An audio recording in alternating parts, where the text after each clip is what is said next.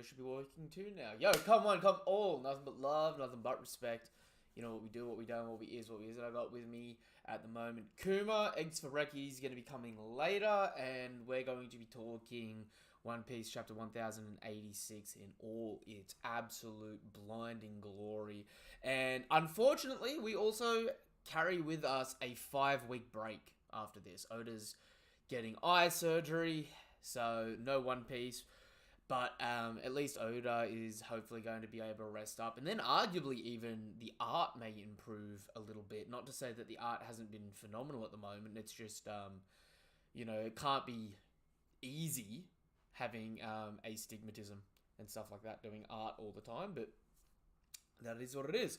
That being said, Kuma, say hello, my dude. Hello. Perfect. I'm so ready for this chapter. Oh, mate, there has been so much stuff in this chapter. So, how I'm thinking this will probably end up going is we'll run through the chapter as normal from start to finish. And when Eggs ends up hopping in, I dare say anything that he wants to point out, he will. The theory I released this weekend in all its terrible format, I will go over though when Eggs gets here.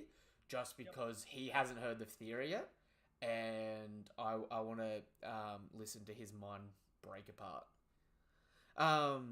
That being said, we have the color spread as well, which actually caught me by surprise because it was a color spread for a cover request. We don't normally get color spread cover requests. Normally, whenever it's like a colored piece of art, Oda just does whatever he wants. The fact that this one was requested actually kind of makes me feel almost like One Piece is coming to an end and where Oda's just trying to get as many requests in as are coming. In a weird way. Because it's like... I'll stretch like I'm going to keep catering to the fans right up until the very end. Well, if there's a limited amount of publication, right, and we're in the final saga, one day... it's going to hit a point where the last request gets done. So I think from Oda's perspective now, he's happy to draw his own art when he wants to draw something specific, but he's probably going to be doing a lot more cover requests that dabble as a color spread as well, I think. Just based on like his own time constraints and limitations for the series. Because, I mean, like, One Piece has sparked a lot of art in its own way, and it's even funnier because it's like I know a lot of people criticize One Piece for its art style and that, but like Oda doesn't draw like this. One Piece's art style was intentionally done to be plain and goofy. It's actually like if you've ever seen any of Oda's actual natural art, none of it looks like this. No, it doesn't. It's the funny same thing too as to how like mangas over time have developed their own kind of like sub-genres of art. Because, for example, take Dragon Ball Z. It's pretty much stapled itself as a one-of-a-kind looking kind of thing. Like, when you look at a character done in DBZ style, they know it's a DBZ cover page. But it's also one of the things where it's like you can really tell a lot of the time who the storyboarder is or author was for a story based on the paneling. Right? Because, like, you know, I like stories, right? Whether they're written, visual, movies, music, anything that can tell a story, I typically like, and I like things that take me on a journey. You know what I mean? And like one of the big things I really love is like looking like the big three, for example, right? The drastic change in their art styles as they got more comfortable doing their series is such a beautiful thing to see and be a part of. Like, you know, chapter 1 Ichigo is not chapter 50 Ichigo, which is not end of series Ichigo. Like, they look like three complete different artists drew the same character, right? Yep. And the same thing kind of goes for Luffy, like, which is actually funny because if you notice now, I feel like because Oda's been trying to draw Luffy with, now that he's got Gear 5 and is a bit more free, he tries to draw him more like he did back at chapter 1, where we have certain scenes where he's actually, like, where the, like, because as time went on, his paneling got more and more compact. Sometimes it was a good thing, sometimes it was a bad thing. But at the moment, it's really interesting when you have a really compact panel, but he makes Luffy very plain. You know what I mean? It like the contrast there and like the ability to draw focus and stuff like that is something I really do give a lot of attention to and I love a lot for. Like I can't remember the name of it off the top of my head, but there was this one comic that came out. It was like a third party comic publisher, like way back in the day, and it was about like a man on the subway, and like they were having flashbacks and that about like a concentration camp, right? Oh. And the paneling starts off very, very wide. So it's like sort of like a 3x3 to 3x4 paged grid of like panel. Yeah, panel. It's actually it's a. And then How do I put it? then like Oh wait, sorry, did I interrupt you? no, that's all right. Then in that specific story, when the twist happens, the paneling shifts, and instead of it being spread out and boxy, it becomes sharper and longer paneling to tell the same story. And like we don't get a lot of stuff like that in shonen, but like it's a visual medium, so there is a lot of thought and effort and details that goes into the art. Seeing stuff like this color spread, you'd say it's nothing too special in that, but honestly, looking at it, like I love the way the water and the rainbow effect is done. Weirdly enough, Sanji looks younger than ever here, in terms of like post time skip and stuff like that. Like it's interesting how you get a sense of that like moisture in the air sort of thing, if that makes sense.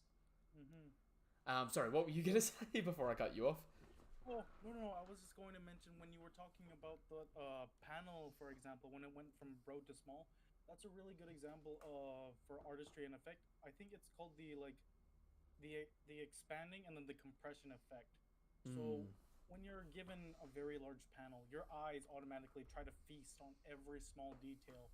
That's why when you flip to the next page and it's suddenly compressed, it's like within that snap of a moment, you've gone from trying to take in all this separate information around you to like being forced into a narrow tunnel where the impact and emotions said within that text or dialogue within that one section suddenly just gets amplified by a lot. It's a lot of people don't think about it, but subconsciously it's I think really a really simple way to get really strong emphasis done. I think it's actually in a more serious kind of setting. I think that's actually something that One Piece has done wrong in recent years. Actually, if you go pick up the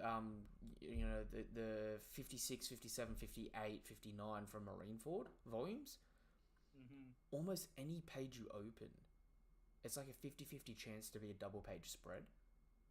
Yep. Right.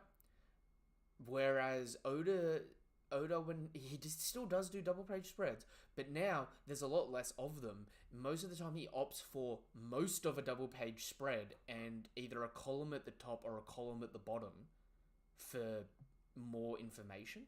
And I think that actually can hurt the visual storytelling sometimes of One Piece, because sometimes you turn a page and you get a visual spoiler before you can read the context of the page.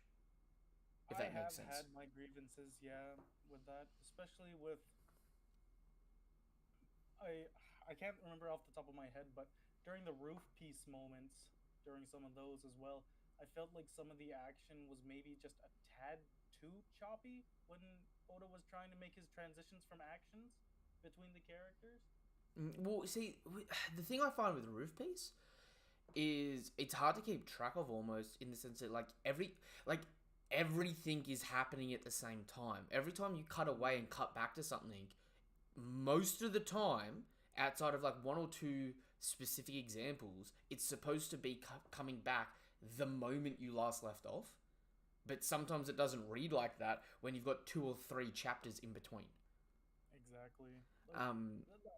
In my personal opinion, I think Oda kind of made a misstep. I feel like if he made an entire like, not I guess like if he had done the roof piece fight in constant like one by one, I feel like that would have been in the long run just a lot better in terms of not only hyping it up, but also just for consistency's sake. Because every time that Oda cut off, like we got sometimes like as you said, like 2 to 3 chapters, and then by the time that we get back to the actual what was supposed to be the intense fight, it's suddenly like you're just gobsmacked. Like, oh, okay, wait a second, I gotta go back a couple chapters to remember what was leading up to this point. I think back with that though, that's more painful for a casual reader. If someone's only now just catching up, they won't experience it.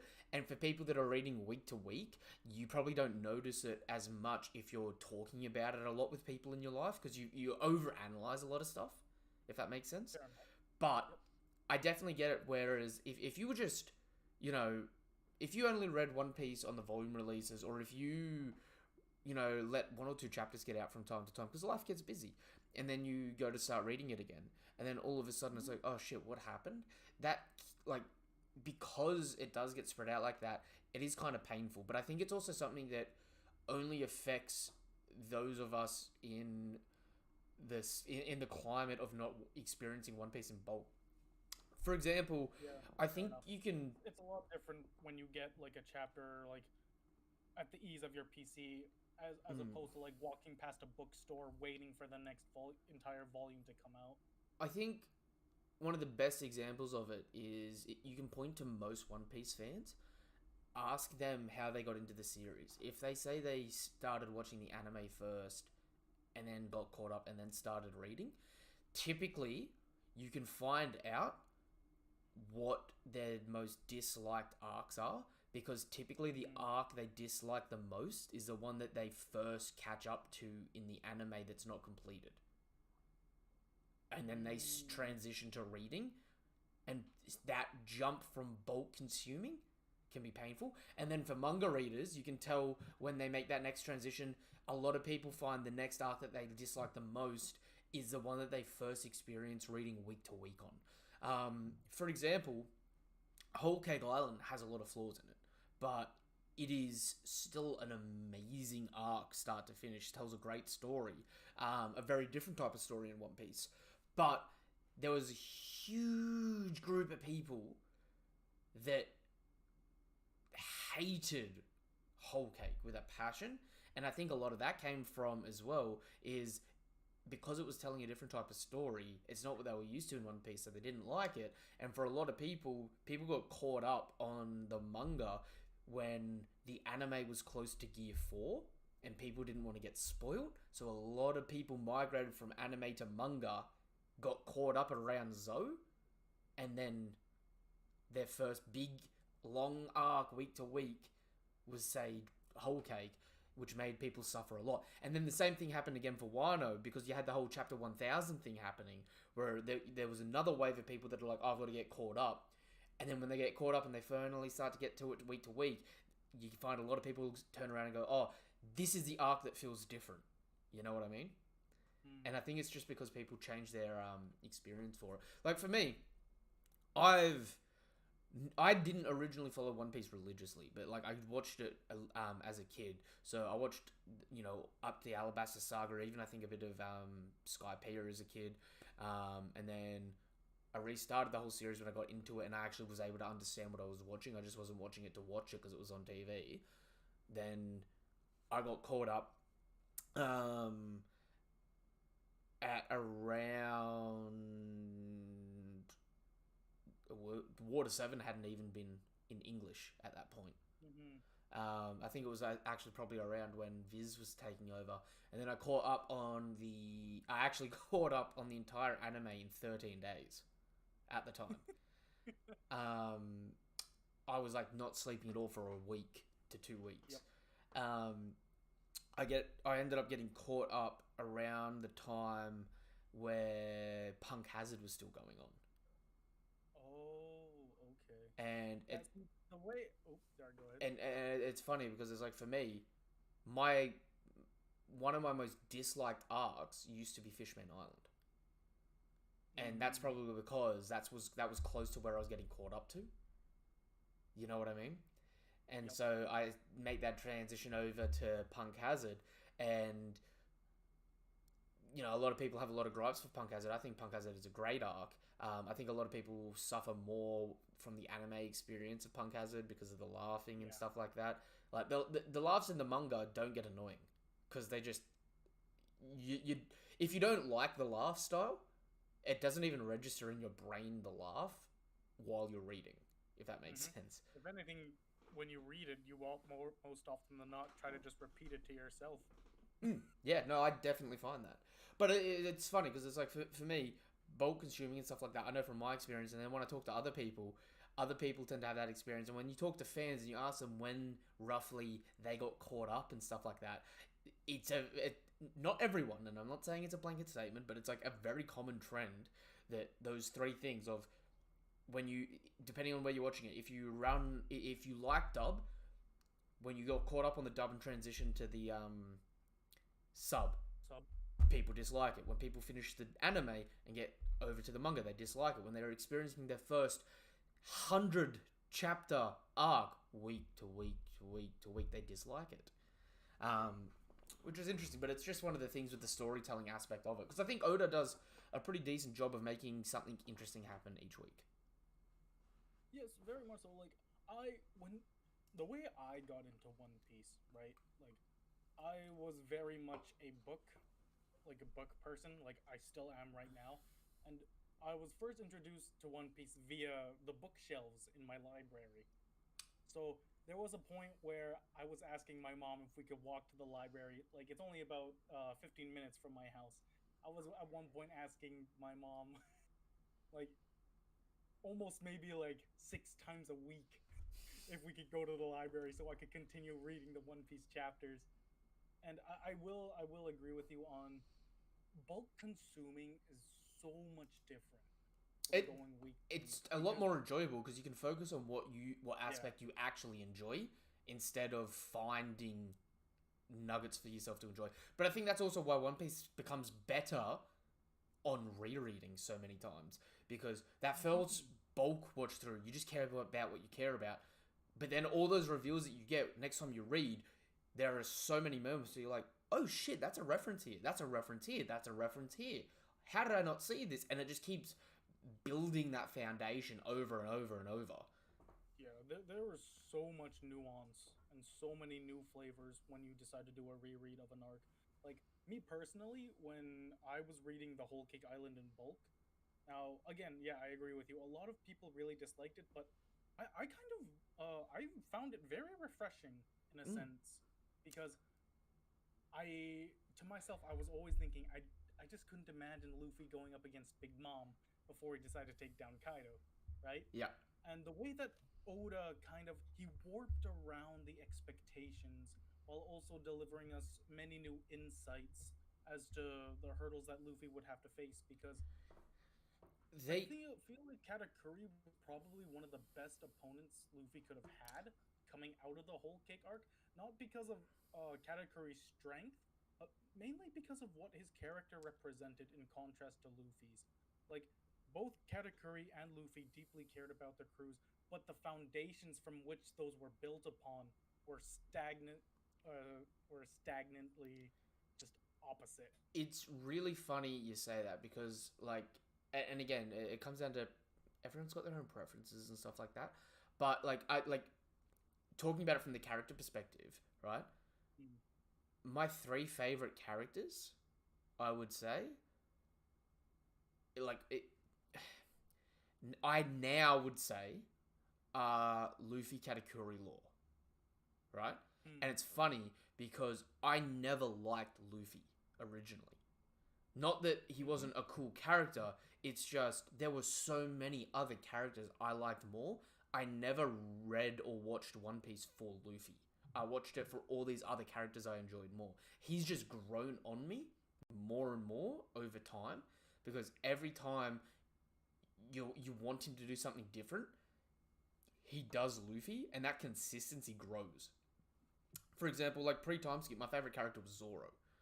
back when back when Zoro used his character and substance more, right? Yeah. And then post time skip for a little bit, it became Sanji, because Sanji, even though he was getting treated like a gag, he was getting those moments that Zoro used to get pre-time skip. And then on reflection, it was also like, well, he also had a few moments like that with like Mr. Prince and I Am the Hunter and stuff like that pre-time skip. So it was like, he started edging out for a bit when Zoro stopped being this like interesting character and started being like a little Mihawk, if that makes sense. Nope, fair enough. And then Law came into the picture, stole my heart. I already really enjoyed him because my personal favorite arc in the whole manga is Sabaody. Sabaody is my favorite arc. And it's funny because it's like my favorite arcs typically tend to be the Lichpin or the transition arc between everything was awesome and nothing's okay. Like, for people that like Fairy Tail out here, my favorite Fairy Tail arc was Tenro Island. Have you ever read or watched Fairy Tail? I tried to get into it, but that's okay. I just faded off. No, after that's maybe like the first 20 chapters. That's perfectly fine. I won't spoil it then. But my favorite arcs are always what I would classify a transition arc, and it's not to say that there aren't great conflicts in them, but it's typically where you can almost point with your finger to a page and be like, this is where everything changed. You know what I mean? And it's funny because when we're talking about characters and stuff like that, things change a lot. One thing I never understood was like Luffy was always leagues above everyone else in the popularity polls in One Piece, and I was like, Luffy's okay, but it's like, have you seen Zoro? Have you seen Sanji? Like, have you seen Mihawk, Shanks, Crocodile? Like, how can you keep pointing to Luffy? Like, you know what I mean? And it's funny because it's like now I've come around to it because I actually understand the character now. I don't just look for the cool aspects of characters. I learned that Senior Pink lesson the hard way, where it's not always the design of the character, but sometimes the meaning behind them and the intention of them. And it's like, you start to get a little bit of it at Sabaody when Luffy punches St. Charlos, which is relevant to this chapter, by the way, guys. But when Luffy first hits the Celestial Dragon, and then that idea that's now associated with him of him being a liberator and someone that's trying to be free, you don't realize the thematical importance that it's had throughout the entire story until it's in your face and you're like, how did I not see it before? And for a lot of people that see something like that and be like, oh, it's plot armor, and it's a story, everything's got plot armor, but it's one of those things where it's like, when it hits you, it's like, oh shit, it's like not realizing someone's turned a light on in a room. You know what I mean? I think for me, one of my most personal, because honestly, I would have to say that my 3 favorite characters would probably be, obviously, Hawkins, rest in peace. I have grown to have Luffy there, but Zoro and Luffy would be tied as well. But another surprising one is Usopp. Now, for me personally, like, I think the biggest boom of fighting against the grain for me was when Usopp himself decided to 1v1 Luffy and leave the crew. It kind of disappoints me nowadays because Usopp really hasn't had the same kind of impact per se, especially in Wano. When like, Usopp has always been a coward, yes, and he's always done acts that people would often crap on, of course. But the thing is that Usopp mans up and he goes back to accept both the punishment and to reap the rewards for his bravery. For Usopp, it's never always just like an instant coin flip of just, oh, now I have to be a hero, so I have to do this. There's so much internal struggle for Usopp because he knows that he's not built like the monster trio and that he's not capable of all these other things because he doesn't have a devil fruit. So to me, Usopp is one of the most human characters aside from Nami. I don't think people are really prepared for it. And I'll tell you a funny story here. When Stampede came out, I hit up a bunch of my friends that are into One Piece but aren't up to date with the manga. Told them there may be a couple of spoilers here and there. Just try to ignore it. We'll go to the movies. And it was really funny because one of my mates that used to love One Piece, but he stopped at the end of Dressrosa, hadn't seen Zoe and Whole Cake, right? Mm-hmm. Usopp comes on the screen and he just looks at him and he goes, "How is he still alive? Can we kill him off already?" Because he hated him. And we all laughed at that. But it's funny because I think the thing about Usopp is because he always takes that step and it's always a struggle. A lot of people dislike him because they're like, he's so crap, he's so annoying. Just harden up. I'll just do this. I'll just do that. And it's like, he's David versing all these Goliaths. But I don't think anyone's really prepared for the one day that he just gets up and there is no fear. Because it could be like his last day. You know what I mean? Because one thing that he's happy to lie to save his own skin. He's happy to put his life on the line for the others and for Luffy's dream. But there may be one day that comes, and people probably aren't really prepared for it, when none of the fear is there, and you get that one moment where you're like, oh, he's amazing now, and it'll get cut short on that brave warrior of the sea stuff. Because Usopp's entire goal is to be a brave warrior of the sea. Being brave doesn't mean being fearless. Being brave means doing what you can. But people want Usopp to be fearless, if that makes sense. And the problem is, sometimes getting what you want isn't what you want. If that makes sense. I guess it's more so, I guess, how do I put this?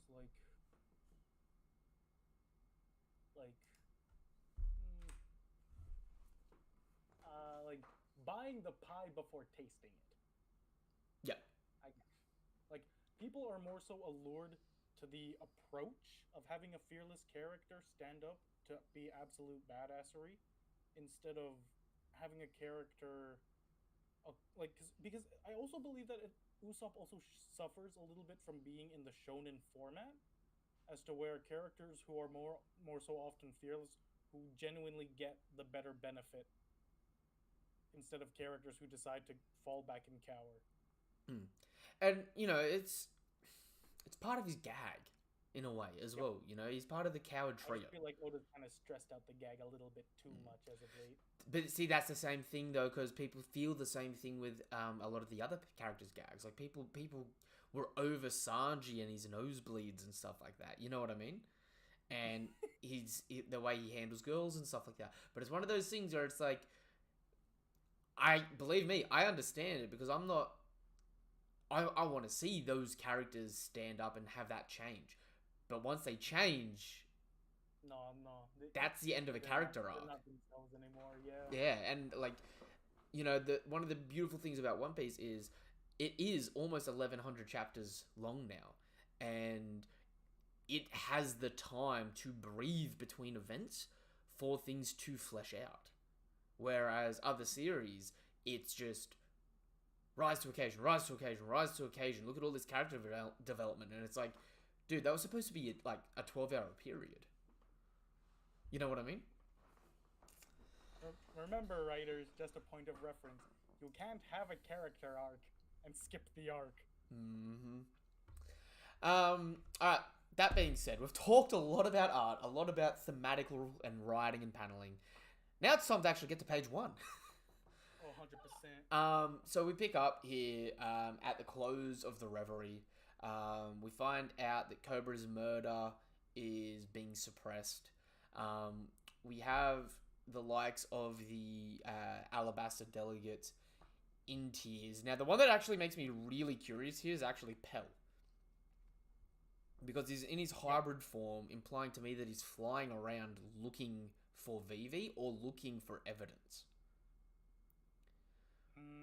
Which obviously we don't know anything's played out about it at the moment, but as far as I was aware, the last thing we heard about the Alabasta representatives, apart from seeing Vivi with Morgans, is actually that even a week after the reverie, their ship is still docked at Marijois.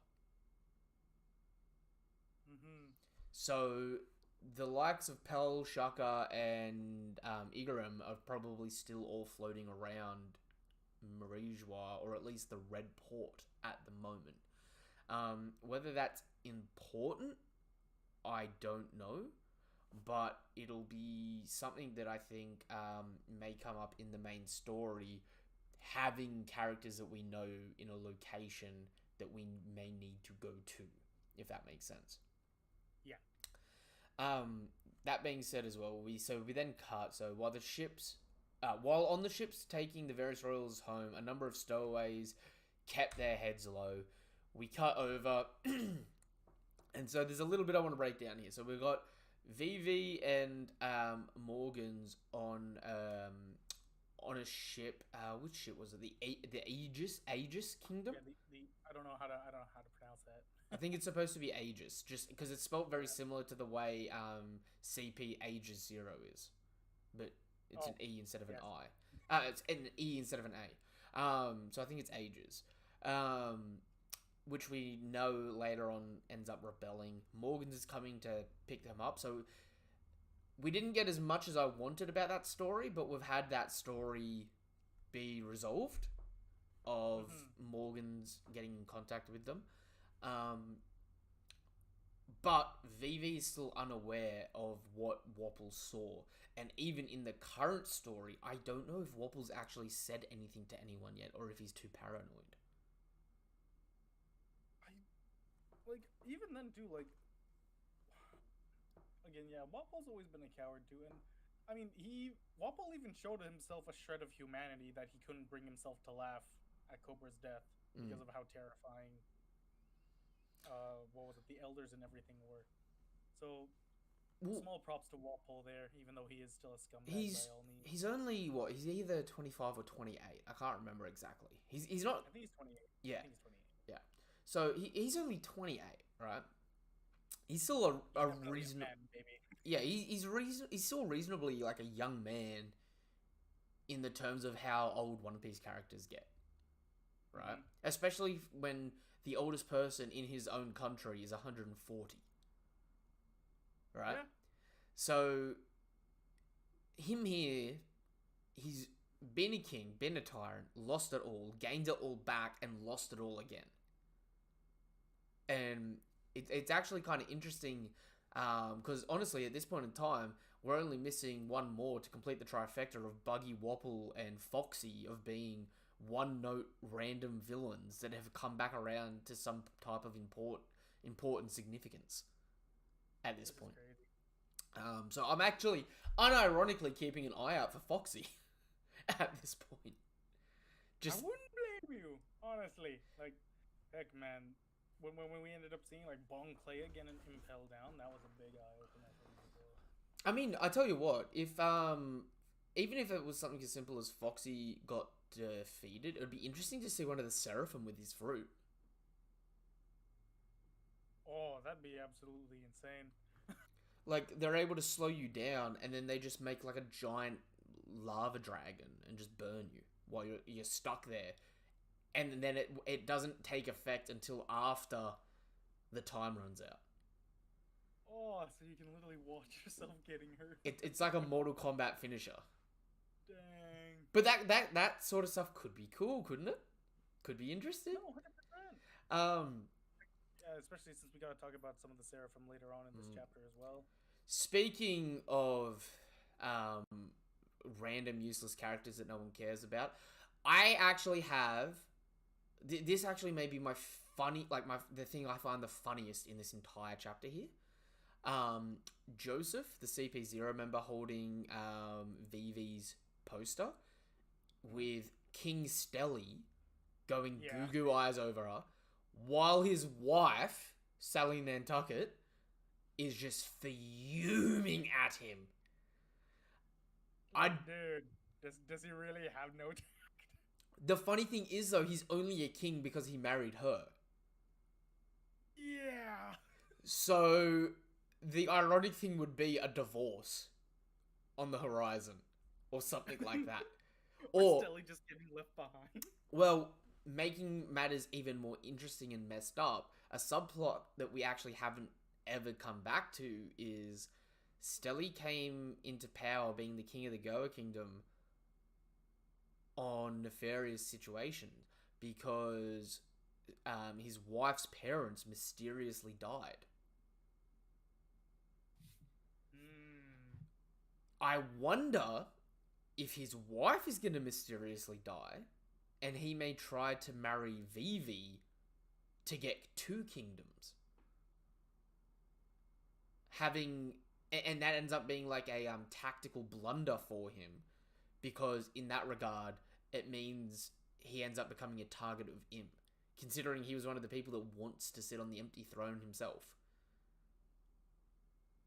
Dude, Estelle actually ends up becoming a cap character that we actually have to pay attention to, I swear to Jeeves. It would be ironic funny, though, if he plays the same sort of role as, say, a Mr. 3. But only from a political power standpoint, being in charge of the Goa Kingdom. We also see the likes of other CP members like Spandam and his metal jaw walking around with photos of Sabo. I kind of low-key, for Spandam, I kind of do wish Spandam actually put in some effort to actually get stronger. Because I feel like him and Funkfried, bro, Funkfried, that sword. Where's Funkfried now? Because we don't see him with a sword anymore.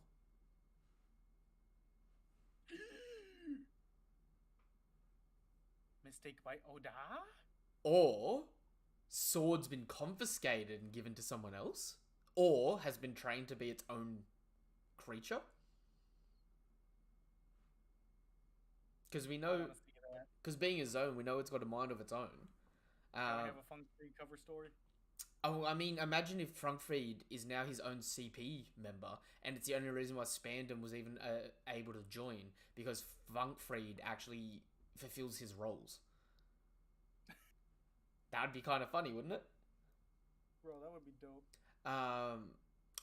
But in terms of Spandam in this situation, the only reason I think he's still here and alive is just because his dad, Spandine, is actually higher up in the Marines.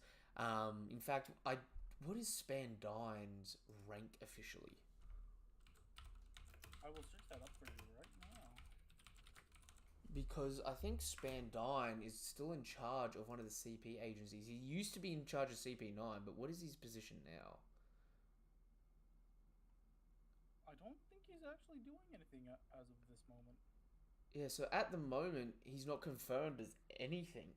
Spandine's current standing in the government is unknown, as command of CP9 has been passed to his son. After the ends of the lobby, yep, of course, and then Because based on that line of logic, Spandine actually may be a member of CP0. Despite him just looking random and rugged as shit. I mean, because obviously, of course, as a CP member, you have to be strong, but it's not always glamour. It's not always combat oriented. Spandine could be the guy behind the office. Yep, definitely could. It's just from my understanding, because Spandine, the dad, was actually competent, where his son was more just playing in his dad's pants. If that makes sense. Spandine did have cowardice, and he was a jerk, but he still had a proper head on his shoulders. He wasn't a complete psychopath either, because when the Buster call did happen on O'Hara's Island, and when he did tell his men that they should retreat and that he needs to save all of his guys who are under him. Not only that, Spandine also had a serious what the heck moment when I kind of decided to blow up the ship with the retreating scholars. Not just that, he was in charge of the likes of Akainu and Kuzan, because he was the person in charge of that Buster call. So I wouldn't be surprised if he actually may be how CP0 or CP9 integrated with CP0 eventually. Yes, very much so. And Because that he's actually a member of Caliph's CP0 himself. also worked with Spandine as well, right? Pardon me? Sorry, Caliph's father also worked under Spandine directly, right? Which most likely means he's probably a member of CP as well. Because CP, it's, for the most part, a lineage thing or an orphan thing. We even seen pre-time skip that they've already got like 15, 10-year-olds training to be the next generation of CP as well. So they've got a constant flow of these operatives coming through, and if they end up ever having kids, they become a dynasty in these situations. So it is definitely interesting, to say the least, to question where Spandine is and where Khalifa's father is, since their children made it to these positions. Even if it's something as simple as they are desk jockeys, just getting notice of that.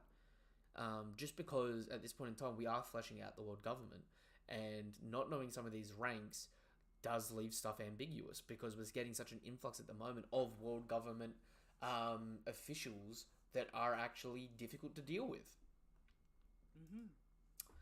That being said, we cut to Bonnie heading to Tajin. So Tajin, I'm now believing is a country in the New World. So Tajin, I don't know if we'll ever go there, but we also know that Tajin ends up rebelling. And Lelucia Kingdom is where Sabo is heading, obviously. And it's really important to note, Sabo here, I think, is...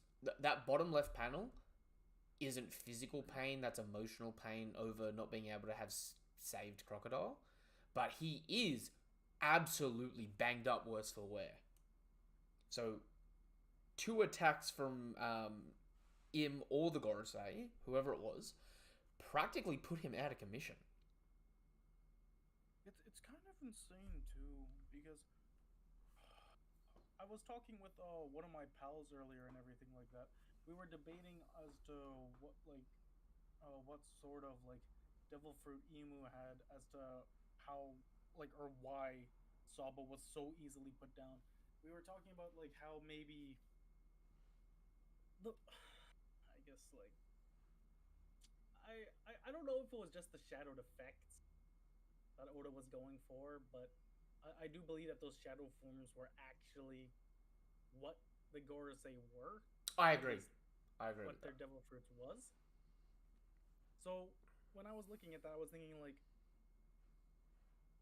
the only thing that were similar to me for that was maybe like the dark fruit. I don't know why it popped into my head, but maybe you has in itself like some sort of devil fruit that automatically, like, no hockey needed, just stops. You haven't seen my theory on this, have you?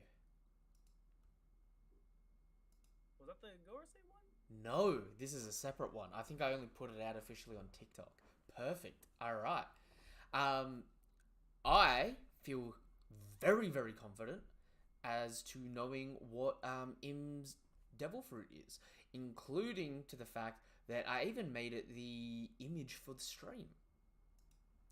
So I think what Imu is a water yokai called an Umibozu. Right? Okay. Which are shape-shifting deities that control the water. So from a thematical standpoint, the One Piece world is water, right? So being a magic spirit that rules the water would be in One Piece the equivalent of a magic spirit that rules the world, right? They have the ability to shapeshift like their Aku from Samurai Jack. So in Im's case, we saw him make arguably the devil tail. But if you actually look at I think it's last week or maybe the week before, the page where the Gorosei transform and Im's crawling down from the empty throne. Yeah. Im's silhouette is that of an Umibozu. So even if he doesn't actually have an Umibozu fruit, the imagery that's being used with him is specifically that to reference an Umibozu at the moment, physically, right? But more interestingly, Umibozus are known for 3 very common things in Japanese folklore, right? One of them, personally, I don't think applies, but the first thing is they're a water spirit that can shapeshift. The second thing is they typically like to shapeshift into blind men and kidnap women. Right? The third one is they actually like to kidnap and kill women, and they rise out of the sea onto land to do so, which would be symbolic of him becoming a member of the 20 founding kingdoms, rising out of the sea into Holy Marijua, which is believed above the world, right? And then parallels both the plot with Lily and the plot with Vivi at the moment. What if, now again, this is a crazy tinfoil hat theory, what if Emu, during their Emu Bozu transformation 800 years ago, actually went down what was supposed to be Arabasta's equivalent of the Nile, captured Lily, brought her over to Marijua, and something else happened there? It's possible. Probably improbable, but at this point in time, I would put two. At this point in time, I'd put 2 things into people's minds, right? Go ahead. One, this isn't my theory, but one is a lot of people think that Lily is actually Zunisha. And that the crime that Zunisha was punished for was betraying the Celestial Dragons, and that Lily got turned into Zunisha and is now forced to follow orders from the people that only have the voice of all things. Right? I don't necessarily buy that because we've been told that Zunisha's 1,000 years old. We've been given a species detail and all that sort of stuff. It just doesn't quite line up for me personally, right? The other possibility, which would be a really, really, really wild twist, is... So in this chapter, they bring up the premise of the immortality surgery, right? Mm-hmm. What if Lily is still alive and is actually the man marked by flames? Oh, dude. And is currently guarding the last poneglyph. That would be wild. Because there's not, like, they imply heavily that at least one person's had it, right? And the community said for ages, well, at least one person needs to have it. And it's heavily implied now that the likes of the Gorosei aren't immortal, right? So based on that, there's only one known person that would have had it, or 2 known people that would have had it around the same point in time. You know what I mean? And it's very possible that, because we know the last road poneglyph used to be at Fishman Island, right? It's very possible that every now and then she needs to dock. It was right place, right time for the Roger Pirates, based on their own sort of stuff. They were able to say to her, can we borrow it for a bit and we'll bring it back? Or just something like that. It could be something interesting like that. And she may just travel between countries that are supposed to be allies with her. She may even... So you know how it's officially the man marked by flame, but we also know that no one's gotten close enough to see the person, right? Yep. Could be a woman. Could be a woman. Marked by flame, we've talked a lot in the past about it. A marked by flame sounds very fishman-y, right? Mm-hmm. But what if it's like the original version of the symbol of the dawn? Which looks like a mix of the Alabastian flag, the Sun Pirates flag, and the Kozuki flag. And it's a symbol that in certain countries resembles enough of something significant for them to be like, oh, this person's an ally of some capacity. So people just don't ask questions.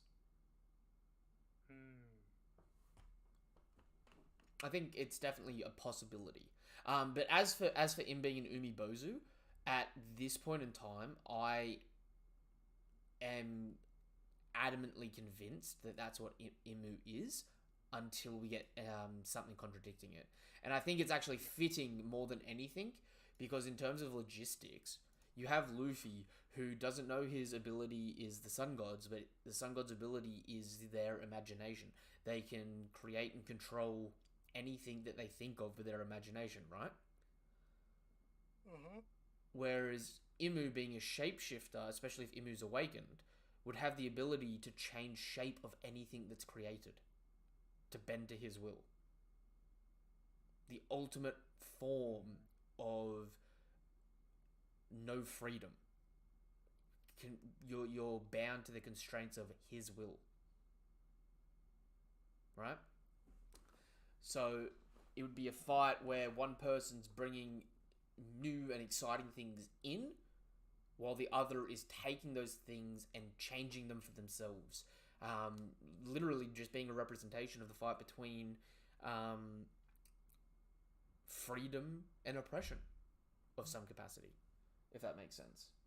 This is a lot to stew on. Even going a step further to actually talk about the symbology of it, where being an Umibozu would mean being a water spirit, right? Being a water spirit or god of the water or ocean, because Umi means ocean. Umi means ocean, and Imu's name is Umi backwards, right? So it's like there's a lot of symbology there for it. But the thematical symbology of it, you could say, if you look at it like Im represents the water and the waves, right? We know the people of D in some capacity share a fate with Joy Boy, right? Yeah. So even if D has a different, has an actual word meaning, in terms of symbology, you have the ocean, you have the sun, and you have the D, which would take form of the moon, or the crescent moon and the moon cycle, right? 800 years ago, Joy Boy dies, the sun sets. You have 1,000-year battle between the moon and the water, the ebb and flow of the ages. You have a battle between the tides, right? Until now, symbolically in the story, there's a new dawn. Joy Boy rises again, and things will be different, theoretically. So there is a lot of symbology and meaning behind that, and there's so many water-based things based on Im's ideology not ideology, on Im's character at the moment, that at this point in time I'm cemented on it. And I mean, in terms of him being a shapeshifter, right? Shapeshifter could mean a lot of things, because is it just changing his shape into a specific thing? Because being a mythical zone, what if shapeshifting means shifting into anything? Im has the ability to shift into any element or anything, take shape of anything, almost like how what Moria did with his shadows, right?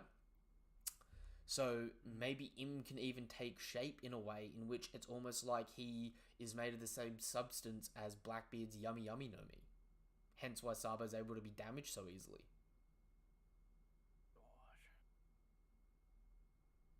All very interesting things to stew on, to say the least.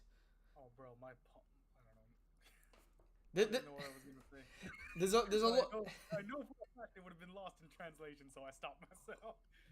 Like I said, this chapter, which is why I've been really keen to do this stream. This chapter has given me so many ideas and perspectives. Yeah, there's just so much to brood on, man. Which brings me to the next point. So we cut over and we go very soon the news came out of the assassination of King Cobra of Alabaster and the disappearance of his daughter Vivi. Weirdly enough, we've seen the Red Port a couple of times, and something that's always caught my eye is how the port itself looks like it's built off of the bow of an old ship. Right? Yeah, I was looking at that a little bit, and I felt a little bit awkward because the hills and everything that are built around it more so look like that it's mostly just clutter that's been built off of the ship instead of the ship actually being uh, built into it. I think this ship may be going through the red line and may have existed there before the red line. It's also got some. I wish that we could see what the emblem was at the front. It's kind of covered and faded out. On the bow. Kind of, in a weird way, maybe I'm just blind, it looks like a koi fish trying to eat the wood of the bow. A what? A koi fish. Koi fish trying to eat the bow? So instead of it going... I thought it looked like a shield. See, to me, instead of it going towards, like, out to sea, it's going back around onto the boat.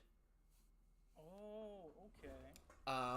But I mean, we don't have a, solid, clear look. But if you look at that ship compared to all these other ships, and we know these other ships are huge as well. Yep. Right? Like, some of these ships are like the equivalent of Big Mum's, ship.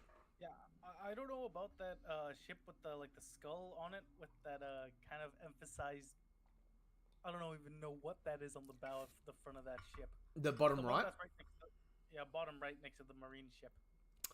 I don't know if that's a skull, as opposed to. I don't even know what that is. I feel like it's got a pair of cherries next to it. Yeah, I can see that. What I think it kind of looks like is actually like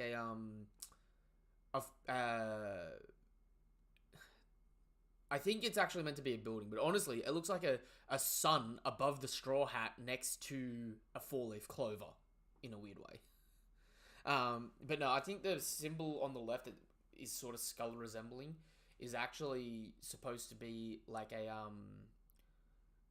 maybe like a cartoon sort of animal. Almost like a sphinx face sort of thing. Okay. That being said, we move on to Sacred Marijua and the Gorosei talking. And so this Sabo fellow, another man who bears a checkered fate. No one is led a life as more affected by the D. Pause. The way this was translated in so many different ways. This one Gorosei is just... He needs to take a breather and think of a new way to word things. He doesn't need to talk about the D as much, because in the fan translations that came out, there was some wild interpretations of this. Oh no, trust me, bro. I saw some of them. They were a little saucy. Yeah, well, look, what happens in Marijua stays in Marijua, of course. These white holes are wait for a different reason. Another man who bears a checkered fate. No one has led a more affected life by the D. But I'd really like to be finished with this egghead business. By the way, I'm reading off the Viz now since the Viz is out. I'd really like to be finished off with this egghead business. Click. What is it, oh great Imu? I wish to use Vegapunk's creation. I do not agree with the official Viz for this name. Because in the fan translations, they called it the Mother Flame. I think the Mother Flame is more accurate. R's and L's are a little bit tricky when it comes to translating. But in the official Viz, they call this the Mother Frame. Right? The Mother Frame. Which has significantly different contexts. Right? Because... The Mother Frame sounds like a body. Yes, which would be... sounds like an energy. Yes. So, there's two lines of thinking with this. If frame is more accurate, because we know that sometimes just random things end up being randomly different later on. I mean, look at Laugh Tale and Raft Tale. You know what I mean? romanization of We, we, names. we need to learn how to read Japanese New World Supernova. Exactly. That's the only way we're gonna get the direct text, man.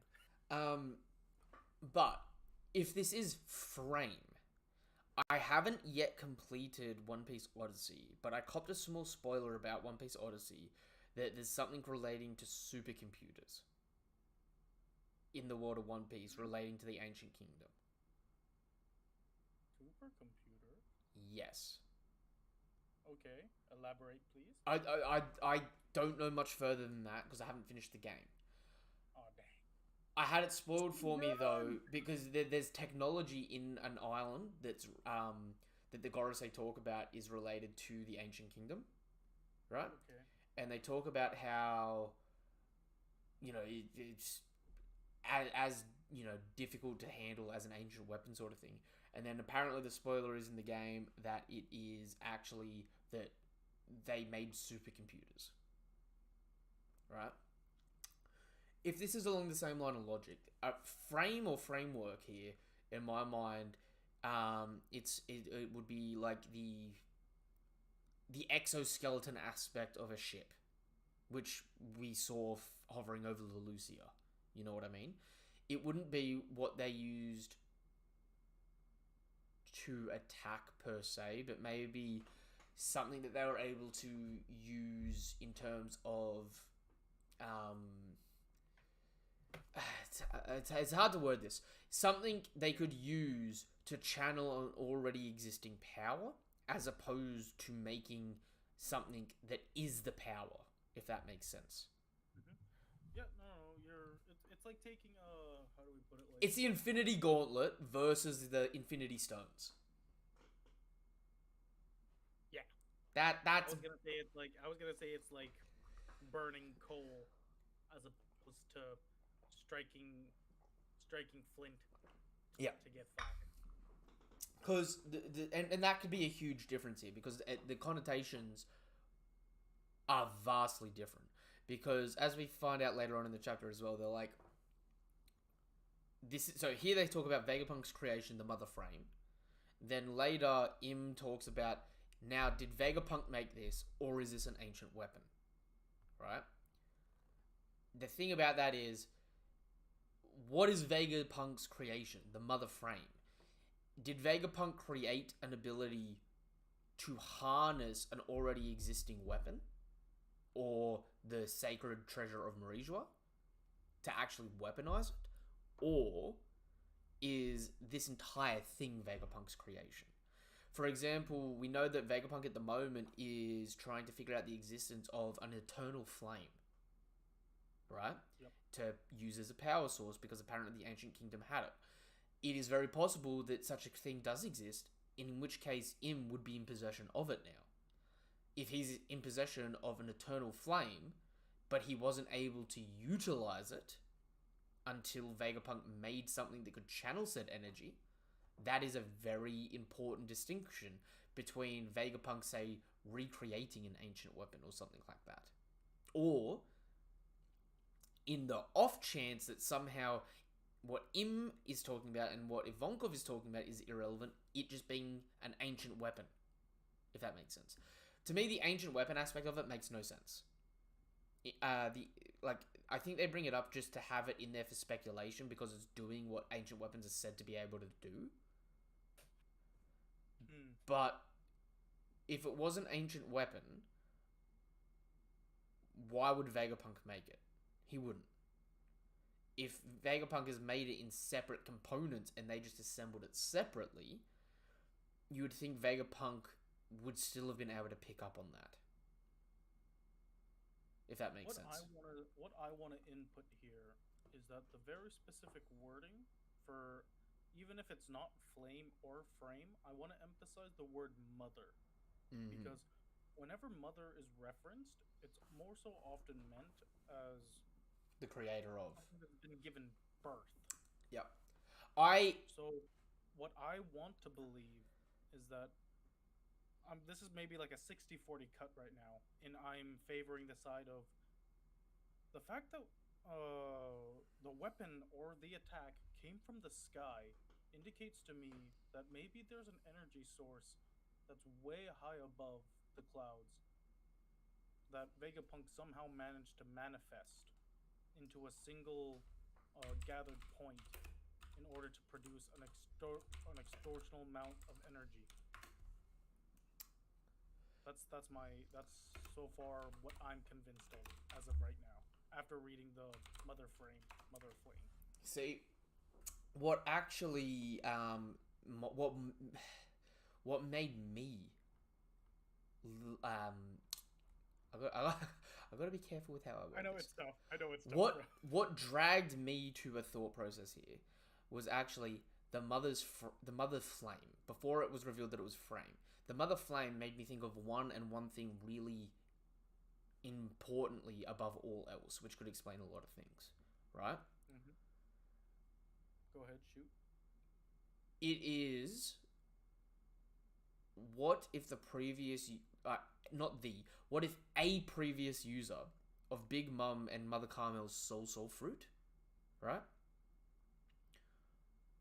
The first user of said fruit brought a flame alive, right? Now, what happens as well back in that day and age, for example, because we know that Vegapunk's able to recreate both zones and paramecias, but he can't do Logias, correct? Yeah. Meaning, at the current technology level that Vegapunk has, which is manufacturable, like he can manufacture it already, he can make zones and paramecias. Right? Mm-hmm. What if you combined Big Mum and Brook's abilities together back in the day? If you are able to put a soul into something else, but you have a soul that is undying, could you resurrect a soul, put it into a flame, and make an eternal fire? And by doing so, we have a few other references. So we have Prometheus being the name of Big Mum's version of this, right? When Big Mum attacks, though, using her sword and her flame, she actually calls it Happy Mother's Flame. Right? I'm pretty sure, in terms of, it's when she's fighting Kid, I think. But in terms of, do you want me to search for it? I'm just trying to. I'll be able to find it very quickly, because she doesn't use these attacks a whole lot. You know what I mean? Because it's when she gets into her big souped up form and then does that, like, I'm pretty sure that front flip attack, where no, that's the Mother's Raid. Sorry, she does a flaming slash, right? It doesn't matter. But anyway, my point being, if by doing that, we don't know at the moment if Brook just has a second stab at his normal lifespan, or if Brook is actually unable to die now because he has free control over his own soul, right?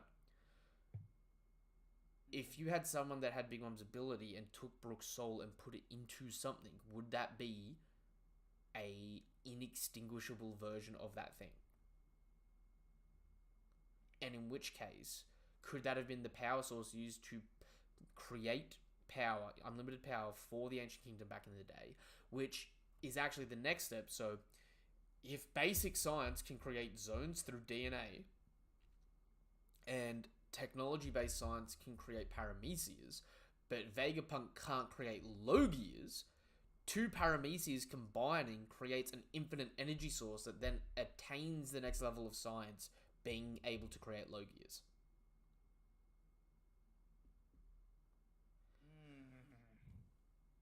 Now, I know that is very far-fetched, but one of the things that led me to it is Prometheus being named Prometheus.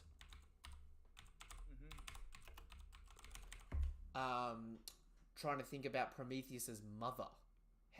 This being a mother's flame, you know what I mean? Because we know, I think her name's Clymen. Clement, right? Um, she was, the daughter of Hera and stuff like that. But she's one of the Titans and that sort of thing. So I would be interesting to see if they end up, if it is in that mindset, what's been done. It'd be really interesting to see how that relates back to it. Because the world government having absolutely monopolized and beaten the shit out of the Ancient Kingdom would have destroyed most of their technology, but there would be some things they couldn't get rid of. Poneglyphs being one of them. So they had them in their custody at one point after having a flawless victory, right? That power source, if it's an eternal power source, surely the world government has to have it. So I think that actually could be correct in it, despite how it seems, if this is actually is meant to be the mother frame, because it's the mother frame to house the mother of flame. If that makes sense. It does. It does. So it's almost like a chassis for this, essentially just a living sun. That being said, though, we need more information because it's so I know freaking difficult to actually be able to gauge this one specifically, because this is pretty much us going through stepping into a gigantic blanket of mist and trying to find something solid. mm-hmm. Look, you can throw out ideas. Some of them may be right. Some of them probably not. And then all you can do, hey eggs, all you can do is sort of just hope that something will eventually stick, if that makes sense. Mm-hmm. Eggs, by the way, we still haven't even finished talking about the chapter yet. We're only up to page 6 and 7 at the minute. Yep. Also, I think you're muted, my guy. He's probably just hopped in and he's just setting up his headset, I would assume. There he is. Hello. There he is. How are you? Right. So, moving on to the next little segment. So we go to the Gorosei talking about the Mother Frame, or Mother Flame. Indeed, we will not know if it is real until it is tested. Perhaps the results of such a test might influence our handling of the egghead matter. A test on forest land would do better than open sea. Which says to me that whatever this invention is, the most of the power does not come... most of the power is new. So if it has been translated as Mother Frame, and it is supposed to be something that controls something else, right? The next little batch of dialogue actually kind of goes against it, which leads me towards saying it's a bad translation. If that makes sense. Yeah, you always gotta take these early translations with a grain of salt. Yeah. Then we go, Lucia Kingdom. There are many people there. It is no matter. Very well. The world is as the creator wills it. Now, it's important here that the youngest Gorosei, the blonde Gorosei, says, "Why do you choose Lelucia?" This is actually the second or third time that orders have been given that he actually questions them. And it's not that he does anything against them, it's just him questioning the reasoning behind them, which I think is actually reflective of him being the youngest. He's the most inquisitive in that regard, right? But then Im drops this fucking cold-ass line and just goes, "It is close, indeed." And we get the name reveals of all the Gorosei. So we have Saint J. Garcia Saturn, who is the god of science. We have Saint Marcus Mars, who is the god of environment. We have Saint Topman Walkyrie. Now, it's important to note that the scans named him Valkyrie, not Walkyrie. I think Valkyrie sounds better, but that's just me. But we have Saint Topman Walkyrie, god of justice. Saint Ethan Baron v Nusjuro, god of finance. and sent shepherd Jupiter, god of agriculture. And there is so much fucking shit to break down with these 5 characters. Just on names alone. Clearly, they all have names based after the old gods and the old planets, right? Really interesting that we actually find out what their departments are, what they're in charge of. And I'm not going to lie, a lot of the things that they're in charge of completely took me by surprise, in the sense that, like, if you were to give me these titles, like, a week before this chapter and told me to line it up with them, I would have a very, very different preconceived notion of who did what, if that makes sense. That being said, before I get into some craziness with them, is there anything you guys want to bring up about these guys?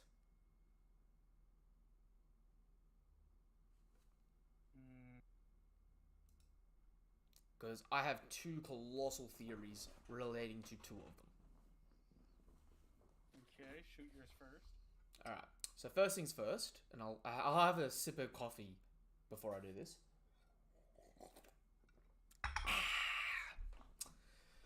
Starting off with Saint Shepherd Jupiter, right?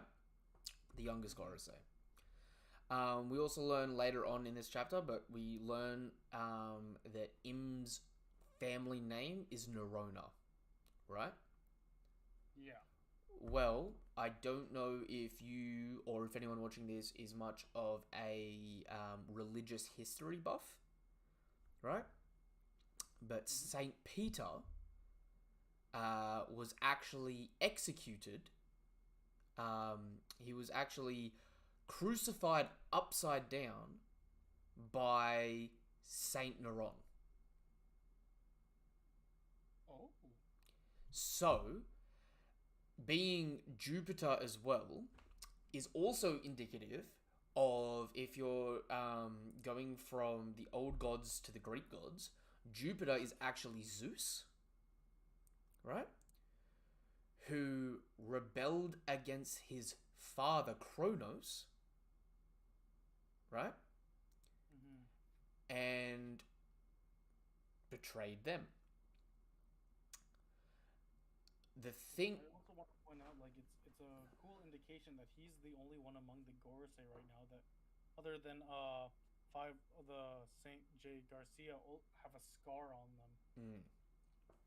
So, what I find very interesting is, from the religious aspect of his name, he is set up to betray or be betrayed. From the other mythology of his name, being Jupiter or Zeus, he's set up to rebel. And if you actually look at his at the title he's given, he's God of Agriculture. Now, the agriculture at the moment in the world of One Piece, we don't know a whole lot about, but what we do know at the moment is, currently happening in Marijua is the Revolutionary Army has started siege warfare, correct? Which has also started a lack of food reserves, and thus beginning a famine for the rich. If the people start getting hungry, the person who would be blamed for said hunger would be the god of agriculture. And this chapter does end with the introduction of someone that can publicly execute celestial dragons. I also want to point out that, just a little bit from my Catholic background, Peter was also one of Jesus's followers who denied being one of his followers thrice. Mm-hmm. At the time that Jesus was taken and brought through his walk towards with the crucifix to his execution, Peter denied Jesus 3 times and then repented. Now, I don't know how close we'll go to this, but what I will say is this is either the 2nd or 3rd time that Jupiter has actually questioned after Imu has given an order as well. So, which is why I brought it up from the page before, right? It's not that he has gone against his orders yet.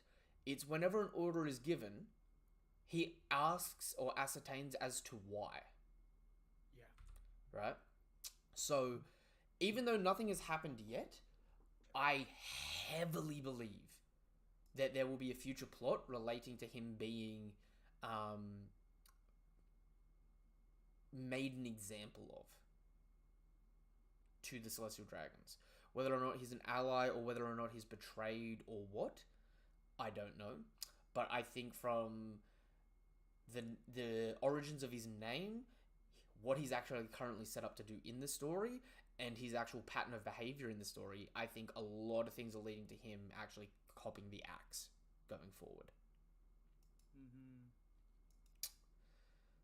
The next theory I have, and Eggs, are you ready for this one? Yay, nay? Alright. So I did a theory video on this over the weekend. I never do theory videos, and as of the moment, it's close to 300 views, which is actually one of my better off videos in terms of a couple day release. I believe I know what Saint Ethan Baron v Nusjuro's Devil Fruit is.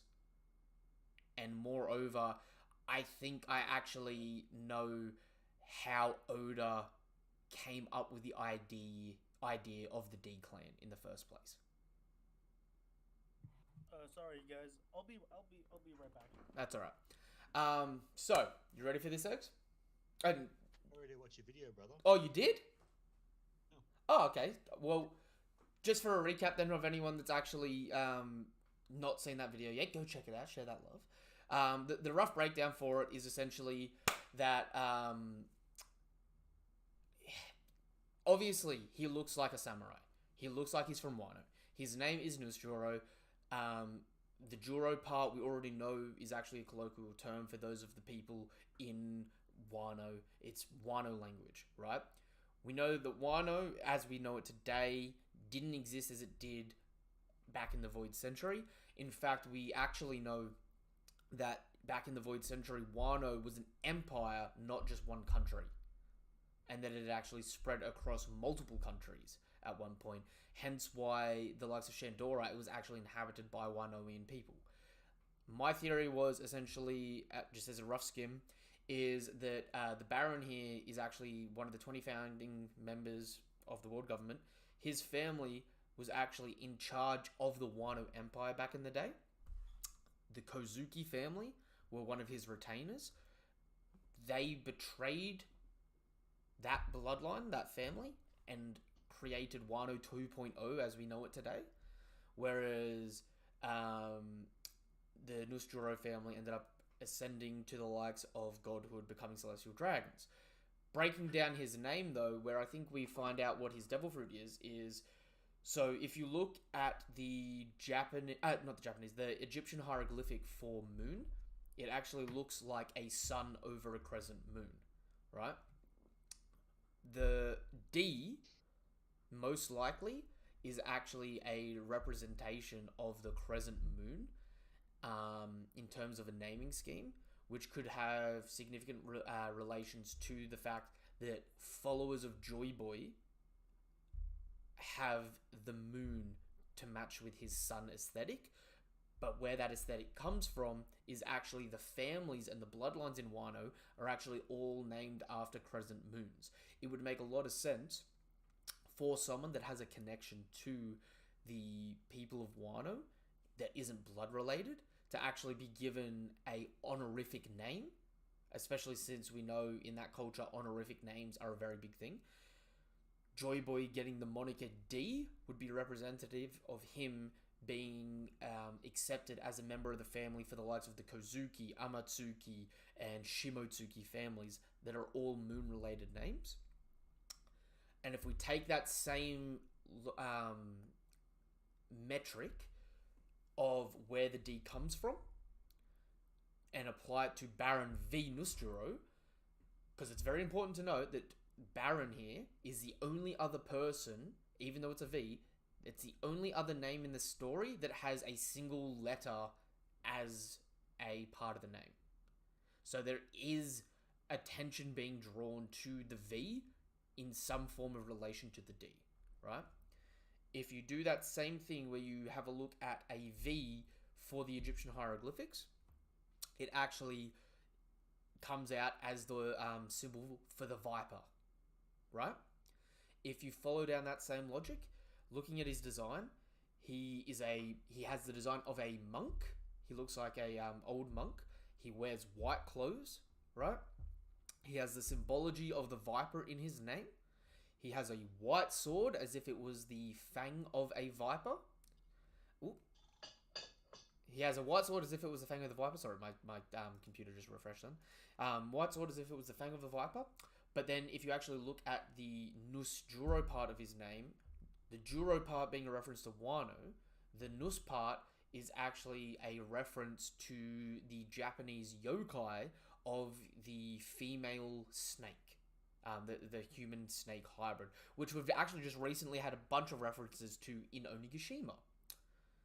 If you pair all of these together, as well as his silhouette and design from the last chapters, I think it heavily implies that he is an awakened zone of some capacity, since we see the Neo Clouds. And if you actually look at his form, we don't see much detail in his face or form, but it is actually very slender and curvy, which would actually be very reminiscent to that of a snake. His name meaning viper, the V being the Egyptian hieroglyphic for viper, the Nus part of his name being a reference to a snake yokai, and his aesthetic, if I were to pick an actual snake of mythology, it would be that of the mythical white snake, which actually is a really funny thing because white snakes in Japanese mythology come with two really important thematical meanings. They are seen as water deities, which if Im is a water deity or god of the water essentially, that thematical thread is connected through that. And the other is they are gods of finance or gods of money and economy sort of thing, which also leads to his title being the god of finance. What were your guys' thoughts on the theory? Yeah, I agree. He looks very white snakey. White snakey? And white snake is a really big thing with water, and also we've got a potential rock, one of the other fruits, which is a sailor's mythology. Yep. A thing that sailors made up. So you've already got a water connection there, and then you've got Imu being Umibozu, which is another water thing. And so I'm thinking for the theories, it's all kind of water or sailing related. Which is even better when you actually look at it in the sense that Jay Garcia looked like he was a rhino. Rhinos are water gods in Egypt. Yeah. Right? And for Top Man Warcury, right? We saw what looked like maybe a cow of some kind or a bull, but really what that could have been is a hippopotamus. So we could have all different water deities from different cultures around the world being related here, which is also even funnier since Saint Shepherd Jupiter as well, we only ever saw as an as a blobbiest form. We never saw an animal shape to him.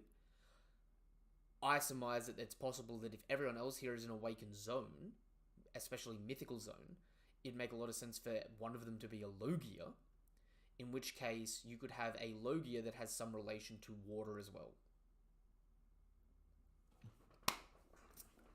And as for fighting, having a mythical snake devil fruit user would be really interesting to fight Zoro, because not only would it make for some really interesting combat and stuff like that, but considering there's a lot of thematical symbology between the end of the series of One Piece and Ragnarok, Saint Ethan Baron v Nusjuro could also be representative of the World Serpent. And so Zoro fighting him could have a lot of symbolism with that. Especially since, as well, I was bringing up before, his sword being reminiscent of like a snake's fang.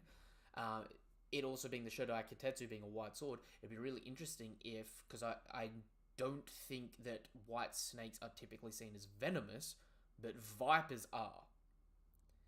Since his name with the V is relating to vipers, it'd be really interesting if he actually coats his sword in poison and a single cut or scratch would be instant death.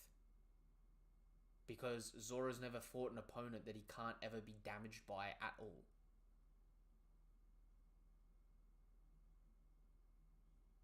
And it would definitely take one of those final steps for him to become the world's greatest swordsman, at least in my mind there. Because Zoro's trials and tribulations have been, am I able to cut this thing? Yes. Can I cut something from a distance? Yes. Can I cut something big and strong from a distance? Yes. Can I cut someone who is my peer? Yes. Can I cut something that's uncuttable? Yes. You know what I mean? He's just been developing more and more and more, but he's also had other side lessons about how he needs more mobility, he needs to be more defensive, he needs to be more on guard, and all these sorts of things. It'd be really interesting if one of his final opponents is someone that if you get attacked a single time, you just die. Which would make for a very poetic swordsman versus swordsman fight, because as we know from a lot of swordsman things, it's over in a single strike. So I definitely love the idea for that. Do you guys have any other thoughts on these guys' names?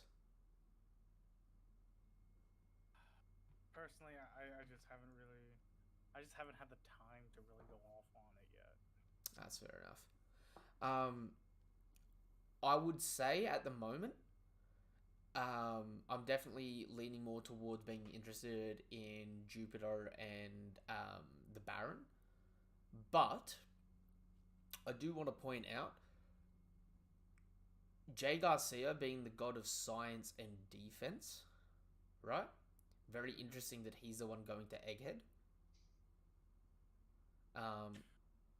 Especially... Actually, ooh, yep. Sorry, just real quick. Something that I wanted to point out earlier as well is that the Gorosei, so far, the only people who have noticeable like scarring is Saint J. Garcia Saturn and Saint Shepherd Jupiter. Yep. And both of their titles, the Defense Science Warrior God and the Agriculture Warrior God, those are two subjects that directly serve the people. Do you know what? Going another step further, those are going to be the first two aspects to fall. Mm-hmm. Because we have the Celestial Dragons being starved out now, and then the Egghead Island incident being the death of the World Government's Science Division. So, following this path, once you've lost your, like, of course, once you've lost your defense, once you've lost your agriculture, finance is usually the next one to follow next.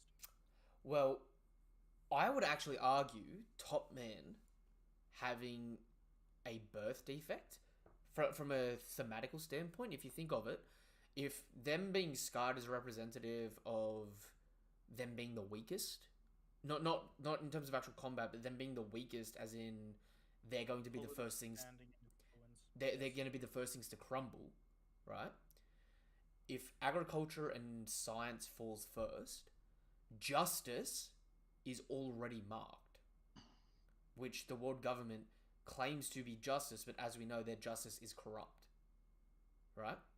There's a reason that his bald head isn't all shiny and perky. Whereas finance and their environment they don't have a single scratch on them. The world government is never going to run out of money, and they're always going to have the environmental advantage of the red line. So you could arguably read into some symbology in that. Just because it sort of is what it is. Because it's sort of on the face as well, unironically speaking. Because if you look at Garcia and Jupiter, right? They're both sort of looking down. Whereas Ethan and Marcus are sort of looking inwards towards Top Man, who's justice, if that makes sense.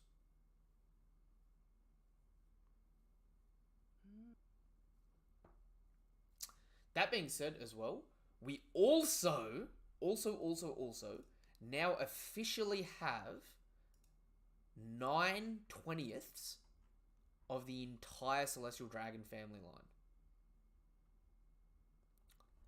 Because we have the Nerona family, the Nefeltari family, the Figureland family, the Jay Garcia, the Marcus, Top Man, Ethan Barron, Shepard, and Don Quixote. Why do you say Charles? Because the problem is people thought for a while that Charlos and his father and sister, their surname was Saint. Whereas now we know it's a title shared amongst all Celestial Dragons.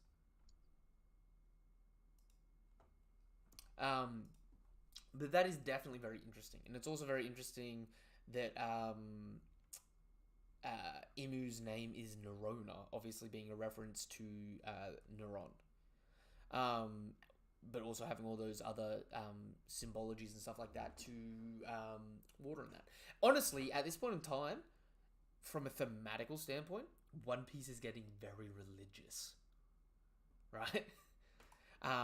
Which makes it even funnier considering Doflamingo's entire story is that of a bastardization of Jesus. You know? Son of God, has 12 disciples, gets betrayed. So it's thematically speaking, they are keeping God imagery very alive with the Celestial Dragons at the moment, which is interesting, but it's also really cool that it's been a through line for it, if that makes sense. That being said, we move on to the next page, which is going to be where I have my next big batch of questions, right? So, Im requires Vivi. They say it'll be done, and we get the ending of the flashback where the Navy learns about the rebellion in two countries, and we finally see why the Navy was stretched thin, because they had 12 countries start active rebellion, the abolishment of the warlords, plus the likes of Vivi and Sabo on the run, while the Revs have declared war, while two of the admirals fought between themselves, all happening at once while the Straw Hats were going into Wano. So it makes a lot of sense now as to why Akainu was just like, fuck it, leave them to their own devices. And now they all have bounties and they're all being hunted. Yeah. Instant karma is hilarious. Which leads to the introduction of the last three pacifistas, or Seraphim, right? And I fucking love these three. Outside of the Mihawk one, these three are my favorite pacifistas. Or Seraphim, right? The Dofi one, still doing the Dofi walk, I think is hilarious. I would argue Crocodile Seraphim is aesthetically the best looking Seraphim, right? Moria's Seraphim, I think arguably at the moment, may be the most dangerous Seraphim though.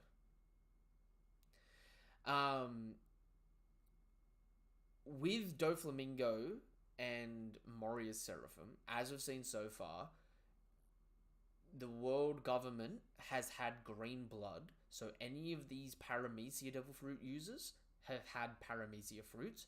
Those who haven't had Devil Fruits have been given the blood, the green blood of a Paramecia user, and thus have a Paramecia ability. So Mihawk and Jinbei have Devil Fruits now, whereas the likes of the likes of Doflamingo and Moria already would probably have their previous users Devil Fruit, right? Did you say that though? Because Vegapunk had issues with developing a Logia branch. So Crocodile is the exception. Okay. So Dofi Seraphim most likely uses string, in which case I actually wonder if, because we know Devil Fruits scale with the user, I really wonder what it would be like to see a Lunarian version of his strings, if that makes them significantly stronger than what Doflamingo's strings were. as for Moria, I think is the most terrifying Paramecia, the most terrifying Seraphim at the moment, because we know the Seraphim have a defense mode and a speed mode. Having a competent Moria with speed that's able to steal your shadow, plus steal the shadows of other people to gain strength and experience as a Lunarian Seraphim is fucking terrifying. This is essentially Moria in his quote-unquote prime. Yeah. In this little Seraphim we got. Dude, if this Moria got sent to go handle a situation, right? At this point in time, what's to stop him stealing the shadows of the other Seraphim and gaining all the Seraphim's skills? In other words, Mihawk with Moria's fruit. I think it's also a little bit risky for the world government to pick Moria specifically, because Moria was also known to have an extremely large ambition as well. Mm-hmm. And since that we know that the Seraphim do have some form of tangible sentience, it would make sense in a way for Moria's Seraphim to eventually break free from try to go rogue. Same with Doflamingo's, in the sense that Doflamingo's not someone to take orders in that regard. Yep, exactly. And Crocodile too. Seraphim, I think, are honestly a mistake. These three Seraphim, and the fact that they've been kept so separate from the other Seraphim, I think are going to be problem children, and I think they're also going to be the most threatening. As much as I love Mihawk and his Seraphim, I think what to expect from the more evil Seraphim is going to be a lot more terrifying, right? Which leads me to the last thing. Obviously, Vegapunk can't replicate Logias, which to me would imply that Crocodile doesn't have a Logia. Crocodile Seraphim doesn't have a Logia, unless the green blood still works for the Seraphim being Logias.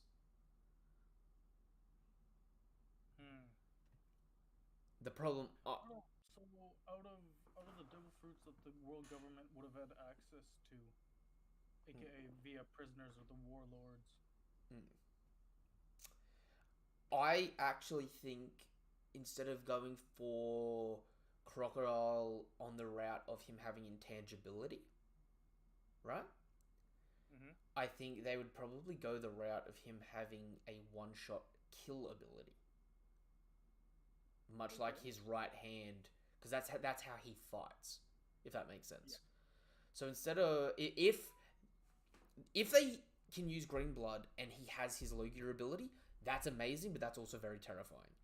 If he can't replicate a Logia and thus this Crocodile doesn't have a Logia ability, they give him a Paramecia ability.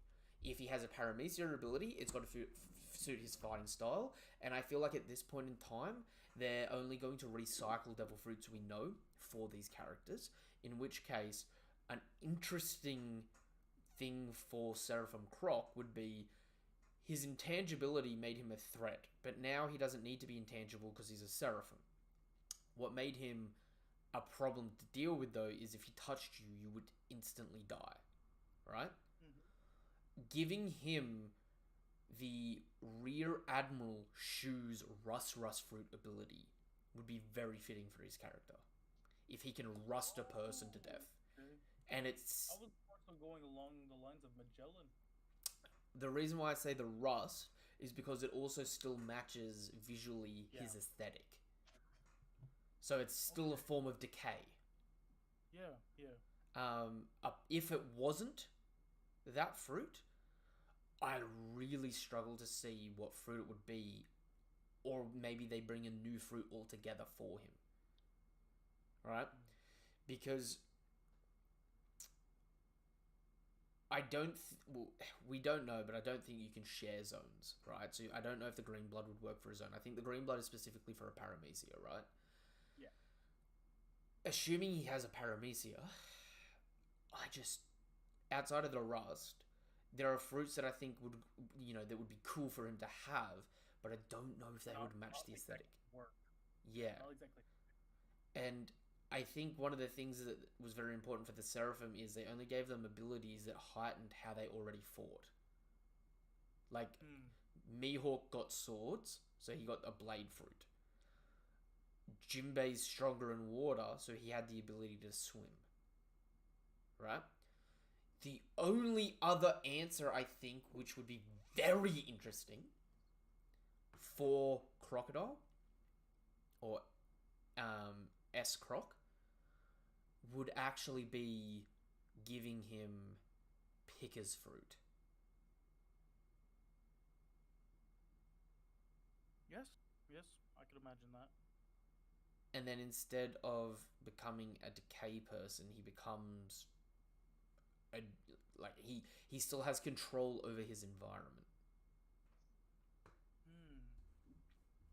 Which I think would be very interesting, as well. Yeah, I'm very excited for these 3 Seraphim. Also, though, what actually kind of gives me a bit of concern is they go send out all the Seraphim. Crocodile appears in Empty Bluffs. Yeah. Right? Send out all the Seraphim. Well, we know this was a little while ago, right? So, we know that the Mihawk and Boa one went to Amazon Lily. We don't know where the Jinbei one went. Or the Kuma one, sorry. But these 3 here, is it not implied that they're being sent to deal with Cross Guild? Yeah, yep. Which we haven't seen them arrive at Cross Guild yet.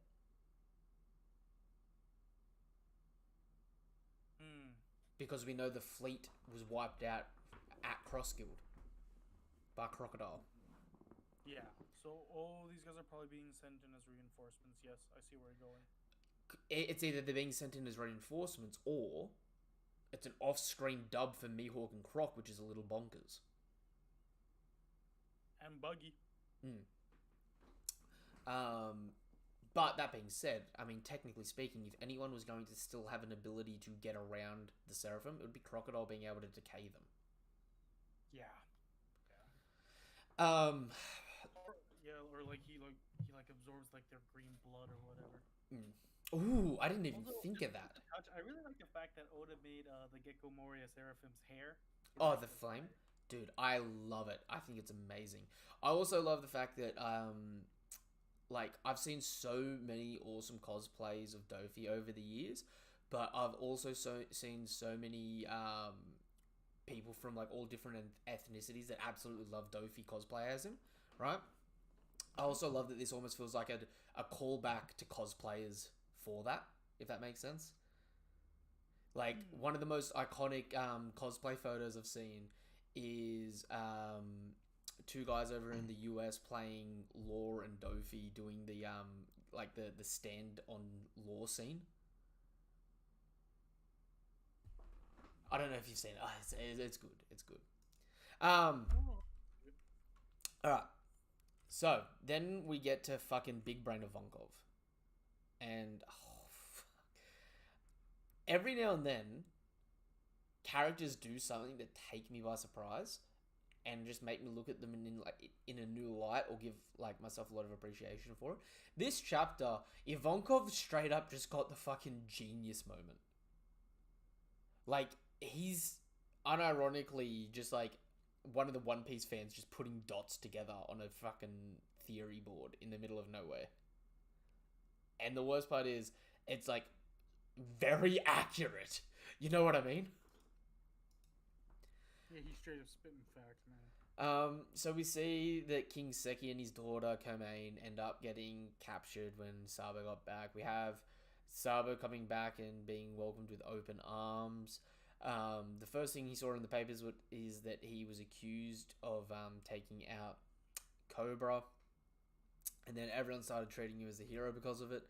And then we find out that what he did is reroute his call through the Lucia Kingdom, then to Kamabaka Queendom, which, if you actually go back and look at the chapter, I think it's 1060, where this event takes place.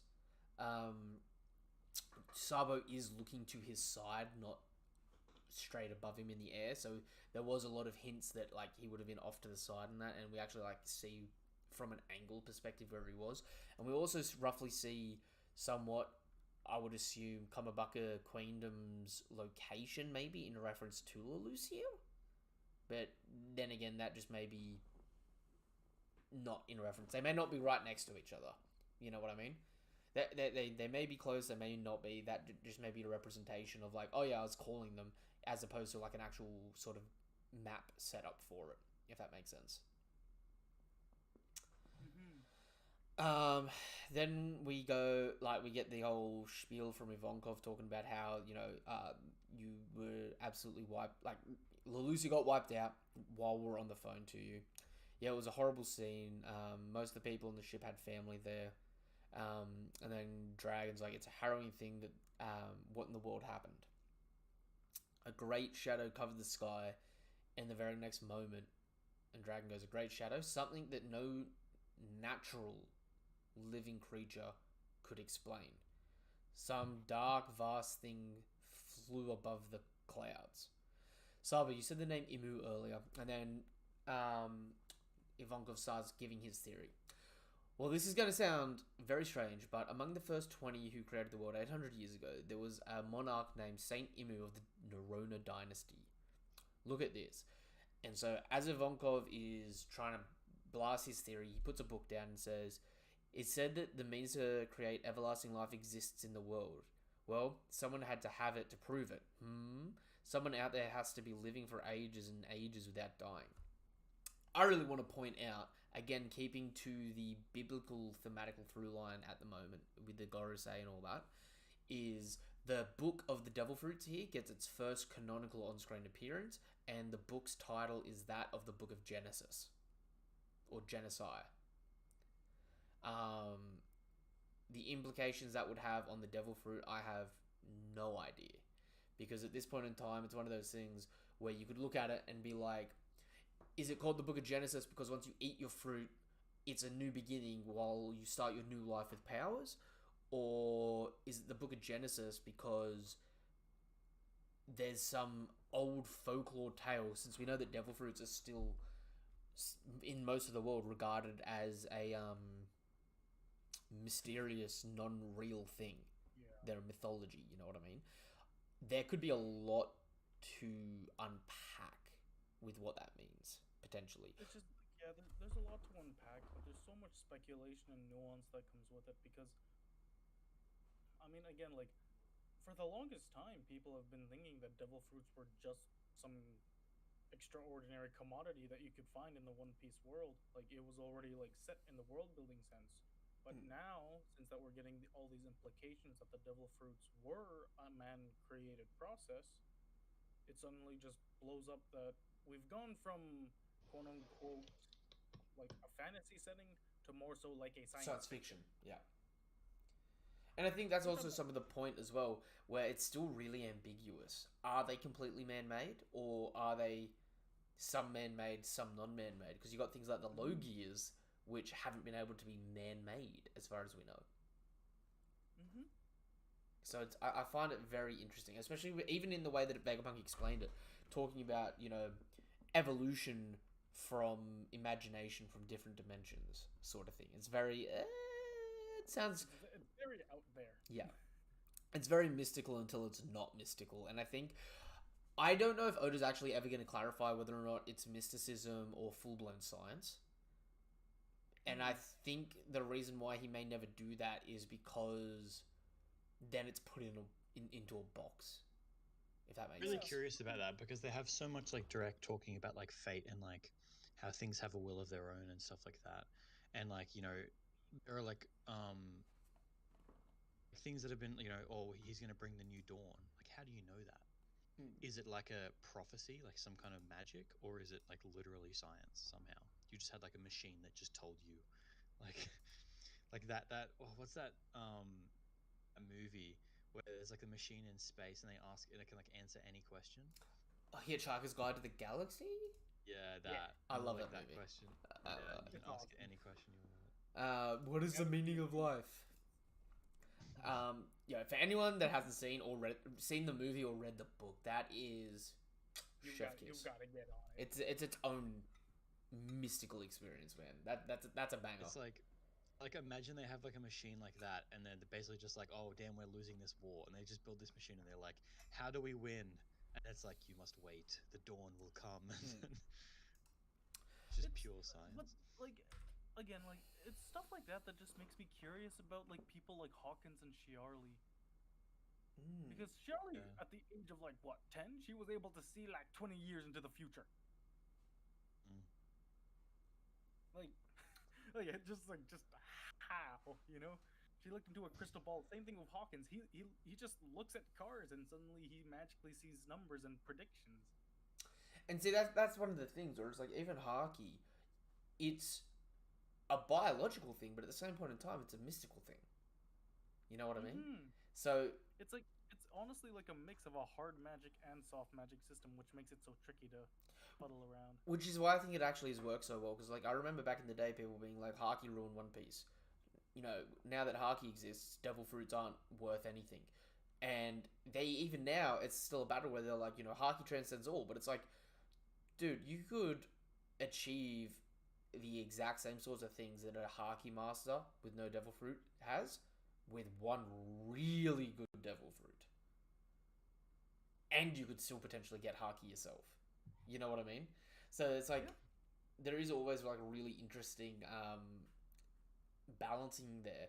And I mean, as I was saying before, the ebb and flow of the story is, for a little bit, this is the thing that's focused on, so this looks better. And then as the tide shifts, this thing looks better and is more interesting. Like, I remember back in the day, we first were introduced to Paramecies, and they were said to be the worst of the three types of fruits, right? It was like, Paramecias suck, Zones are cool, Logias are like, that's hit the lottery, right? And then I feel like for a lot of people, for a lot of years, it was like, fuck that, Zones are the shittest thing, who would ever eat one of them? And then Mythical Zones became a thing, and it was like, wait a minute, I want the Mythical Zone, I'll eat that zone, I'll take that risk. You know what I mean? So it's like, it's good how there's been a back and a forth with it. I do. You know what's funny though is like during the Wano arc, like before the Wano arc, we were like, oh yeah, the Beast Pirates, like we're gonna start seeing some really cool zones. And then like as you go through Wano, you just go, all of these are trash because they're all the smiles, and you're just like, I don't want any of these. I would hate to have a zone. And then right at the end, it's like Sun God Nika fruit. Look how insane the dragon fruit is. It all comes back. It's one of those things that are just like, Yeah. if you had a list of devil fruits, right? Say you had 10 devil fruits in front of you. No, sorry, you have one devil fruit in front of you, right? You've got a 10% chance that it's either a Logia or a mythical zone. Okay. You have a 30% chance it's a zone, which is a regular zone. And then you've got a 60% chance it's a Paramecia, right? Are you taking those odds? Because 1 in 10 is not bad, but at the same point in time, the fruits you could get as a as a sidebar, like if you got a zone and it's a high chance to get a zone, you're just like, dude, my life is like either mediocrely better or my life sucks now. Now, if I got a zone, my life would be dedicated around games. Just the gym, dude. The gym. You'd be just the recovery king of Arnie, or your life would be dedicated to just like obnoxious drinking, because that zone recovery rate, you'd just be able to, no hangover. There we go.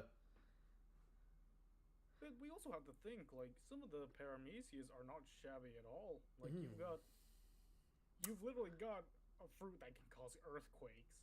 You've got you've got Law's fruit, which basically turns you into an almighty surgeon. Kid's fruit, like, we've seen what Magneto can do, right? See, that's the thing, where it's like,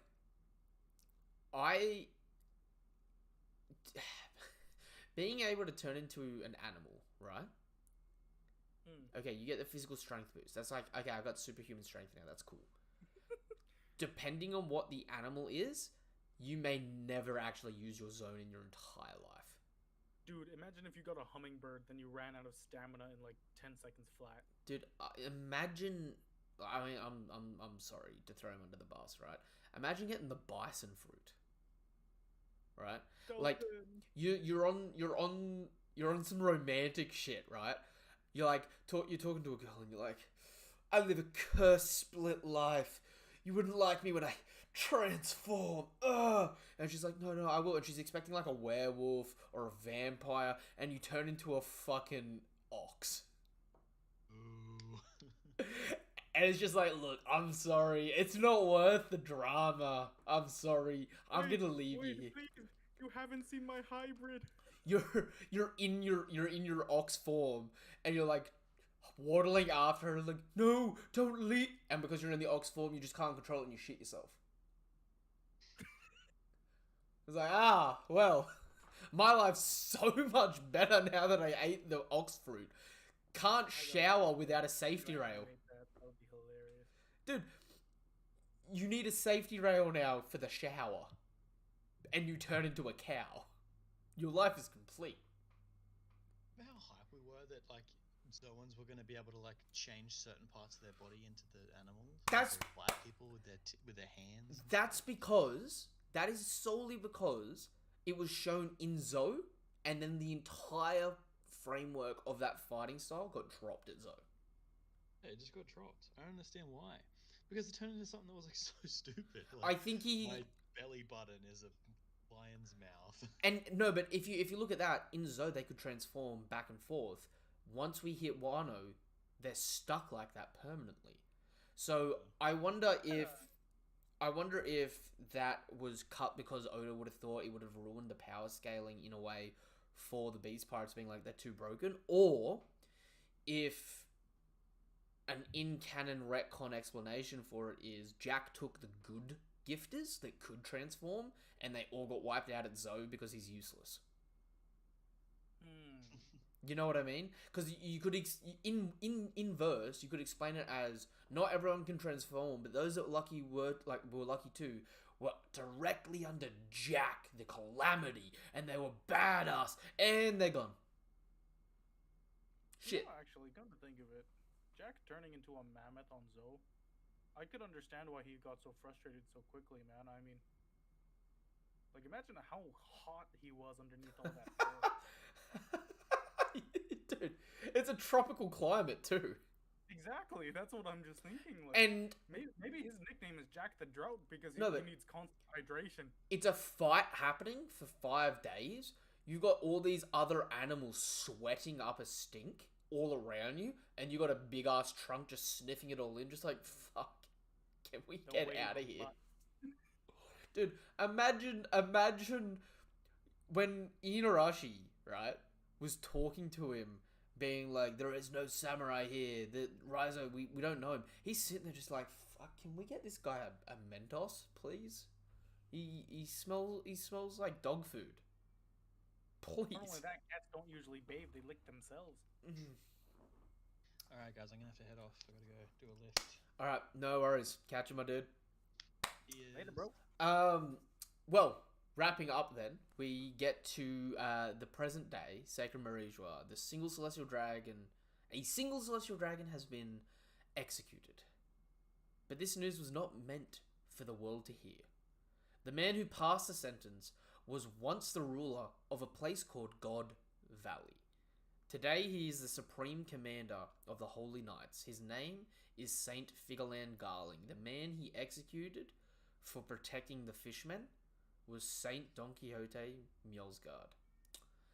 So we have the introduction of Figaland Garling.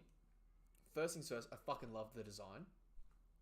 Second thing, He reminds me of a Lunatone. Dude, he actually reminds me of the first OVA villain of One Piece.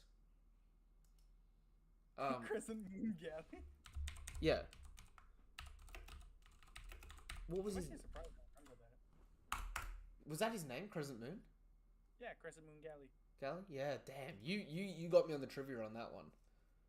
Yeah, Galley. The one point that I achieved. Yeah, no, I don't know why, but I because I know Oda's kept those sorts of I think this is one of those characters he's had in his mind for a little while. I'm curious to see if he's got white hair or if he's a ginger, like Shanks. Because if he's a ginger, this could actually be more indicative, instead of the moon, actually be more symbolic of an eclipse.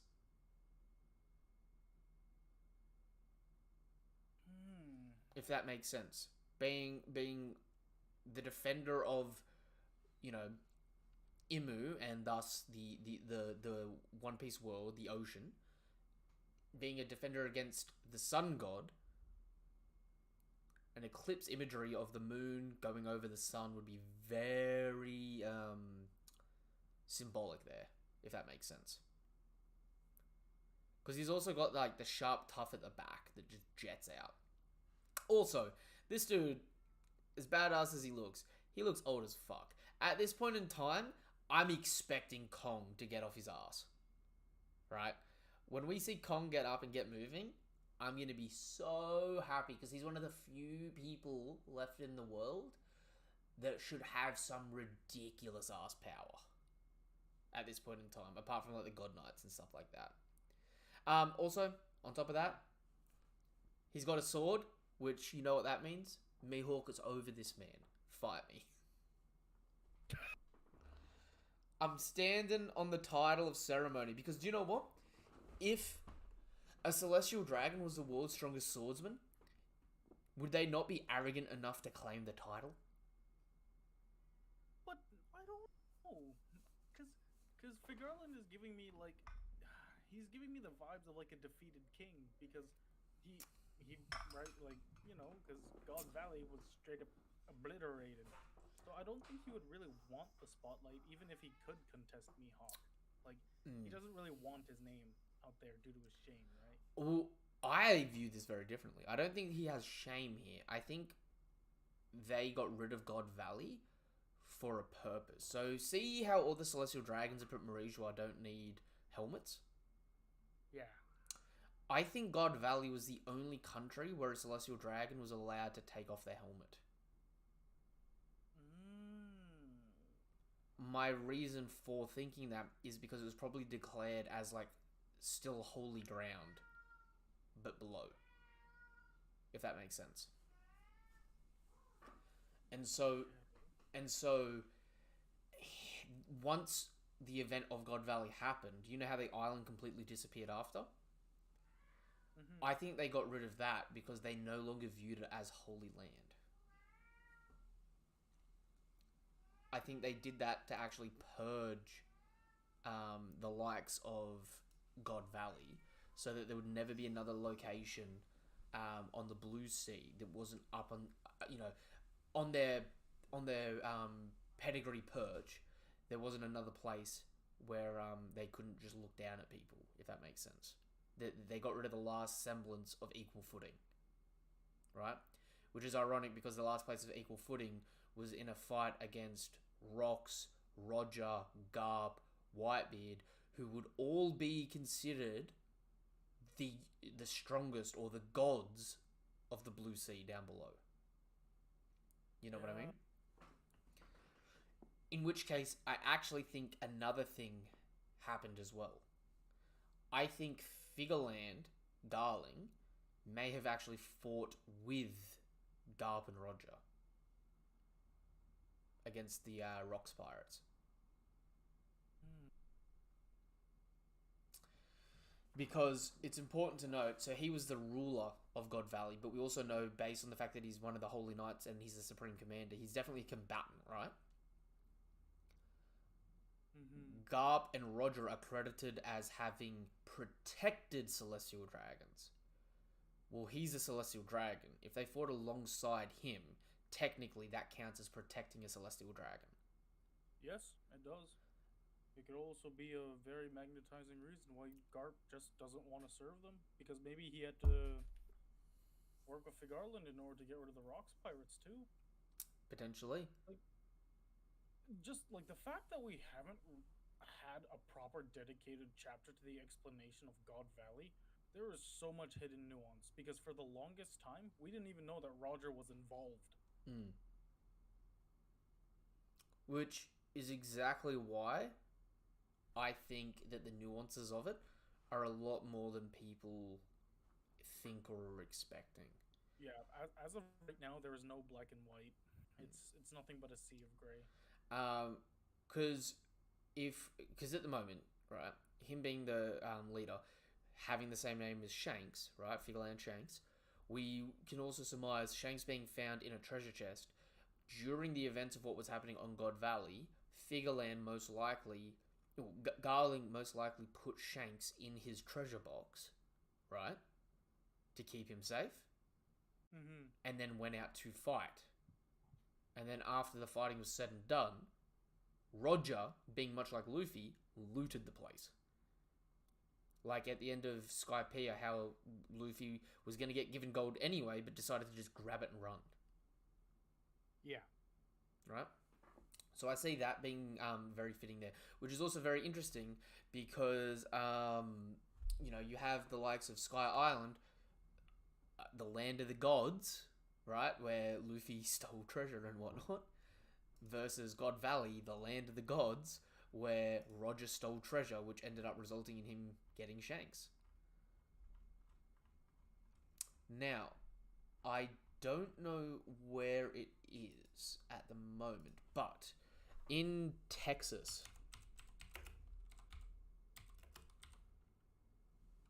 there is a place, I think, called God Valley, which you may know better than me. I saw this recently. Yes, here we go.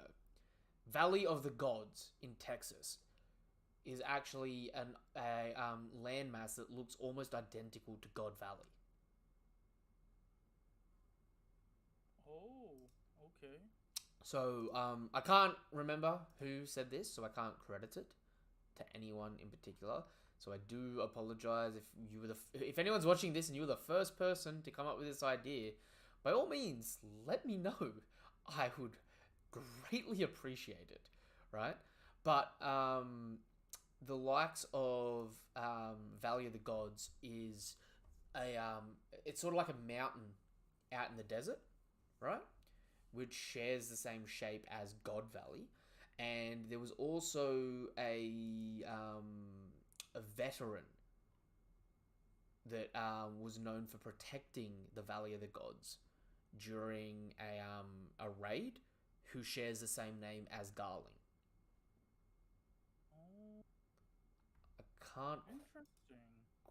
Valley of the Gods.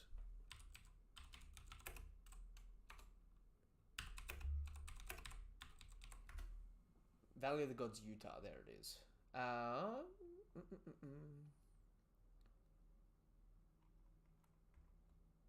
Just trying to find out what the guy was. Because there's also a movie, but I don't think the movie has any relation. Yeah. But anyway, so for those of you that don't know, there is a place that is looking like it's based off of God Valley. Well, God Valley's based off of it.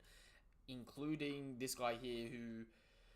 Figureland Garling looks like he was based off a general named Garling, I'm pretty sure, that defended God Valley. See if I can bring it up.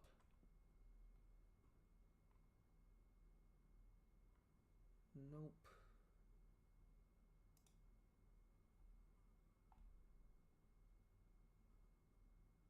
Ooh. This is interesting. I've actually just pulled up something else.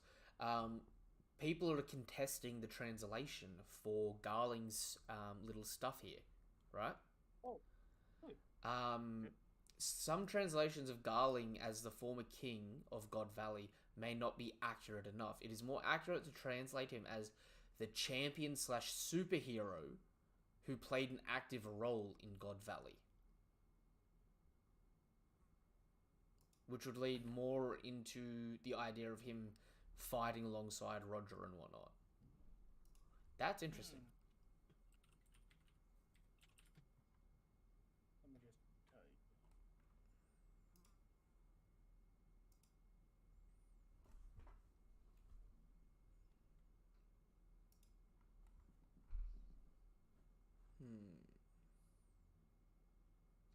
Oh my god!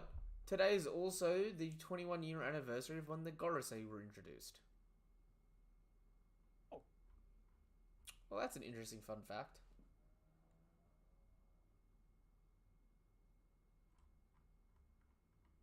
Really trying to find this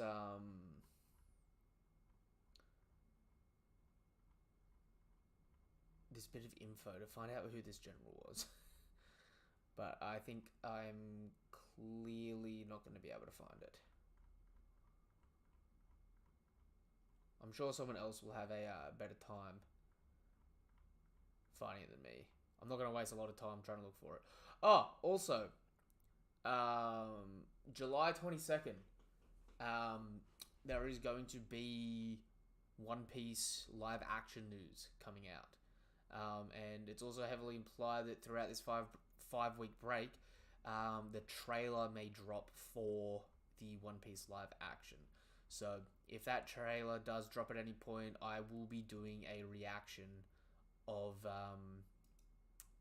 said trailer.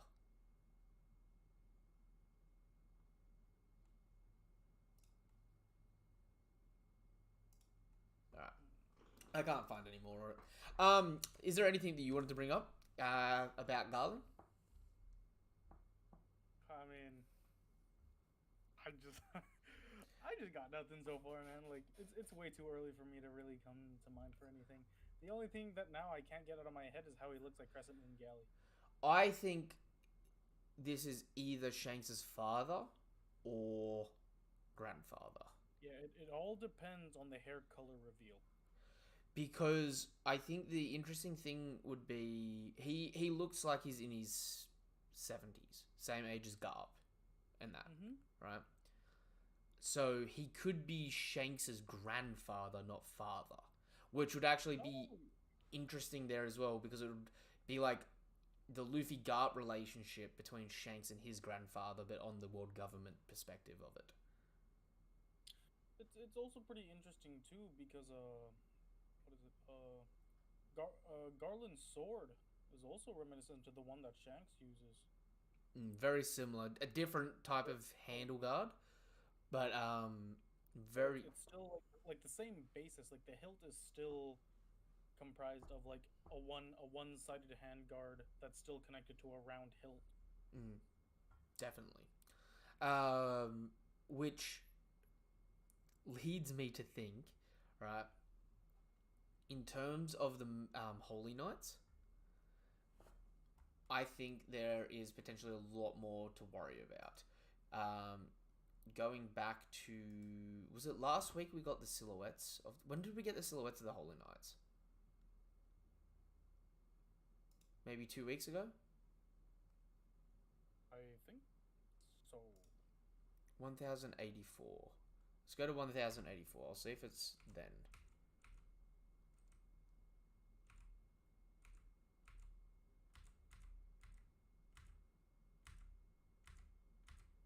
God, was it even further than that back?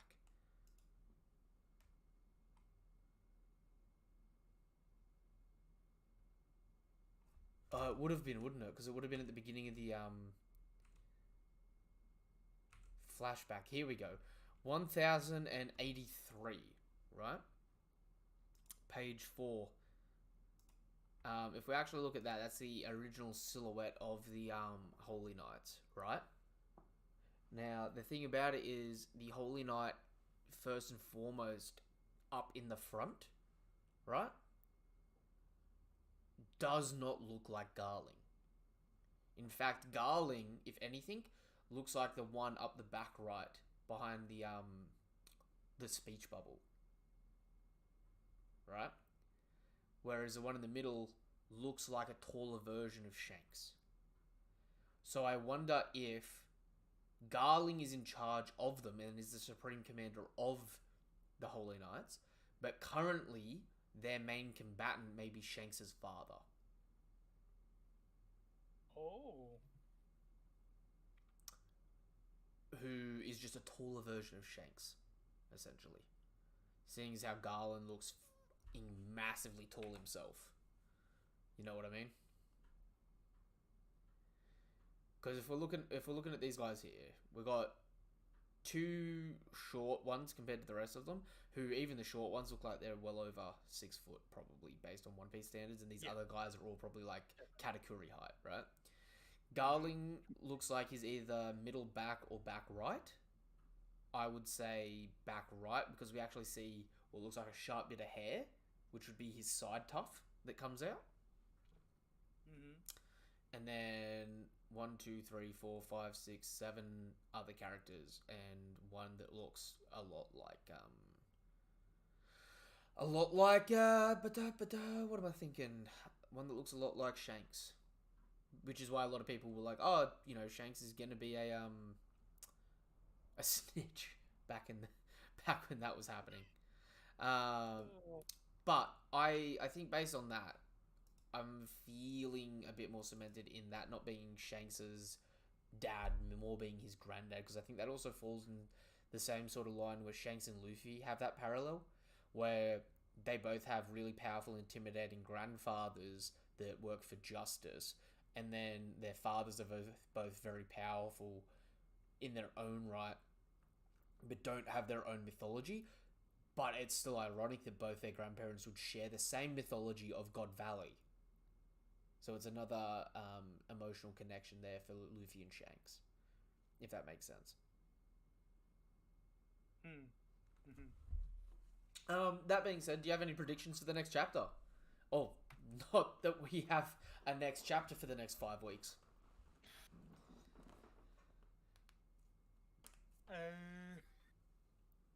My honest to God, what I'm honestly predicting here, maybe because we did get that hint about Egghead, maybe we will finally be going back to Egghead, because we've had a lot of stuff resolved, to be honest.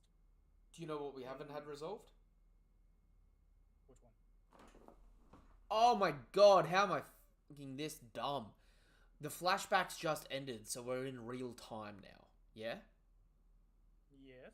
Kuma's trying to climb into Marijua, where Garland is.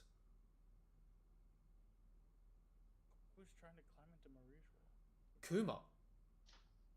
Oh! What? I mean, oh no, are we going to get an awesome scene of Garland cutting down Kuma? I mean, even if he doesn't cut down Kuma, what if it's a matter of Kuma's coming back on Garland's orders? Dude. And they snitch on the Revs. Like, Kuma snitches on the Revs.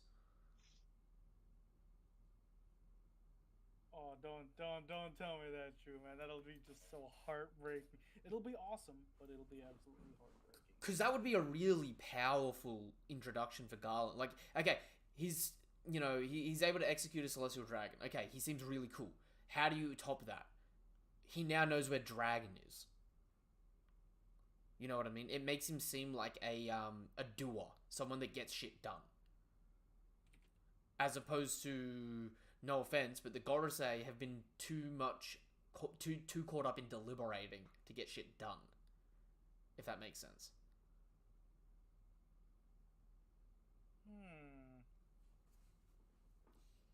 Because we were wondering what the plotline was going to be related to Kuma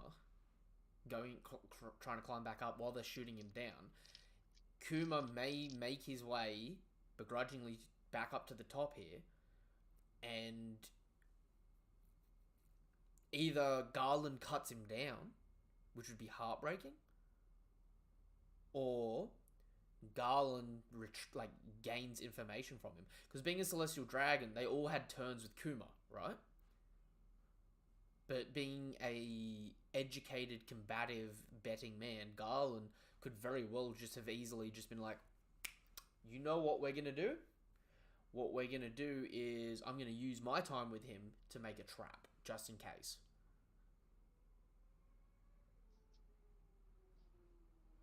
And I also wonder if that would be one of the 12 Supreme Grade swords as well. That would be cool. Okay. Well, we've been going for 2 hours, 2.5 hours, damn. I'm ready to wrap up if you are. Yeah, I'm ready to call it a day. No worries, I know it's late for you. I do apologize. Alright, that being said, this was One Piece Chapter 1086 discussion. Let us know what your thoughts are in the comments down below. If you haven't done so already, give the video a thumbs up. Subscribe to the channel. We're trying to hit our goal of 200 subscribers and all that good stuff. Check out the link tree in the description down below. It'll take you to things like the Twitter, the Twitch, the Discord, which you can join and talk anything anime and manga related. My TikTok, where I'm trying to hit 1,000 followers so I can go live and talk anything anime and manga related over there. And if you haven't done so already and you wanted to have a bit more of an in-depth look at that theory I was talking about earlier on in the stream, it's over on the main page at the moment, so be sure to go check that stuff out. Until the next chapter of One Piece, or until the next video of mine, whatever it is you're here for, thank you guys and girls for coming through. Kuma, say goodbye, my dude. Later. And peace, nothing but love, nothing but respect. Have a damn good day, goodbye.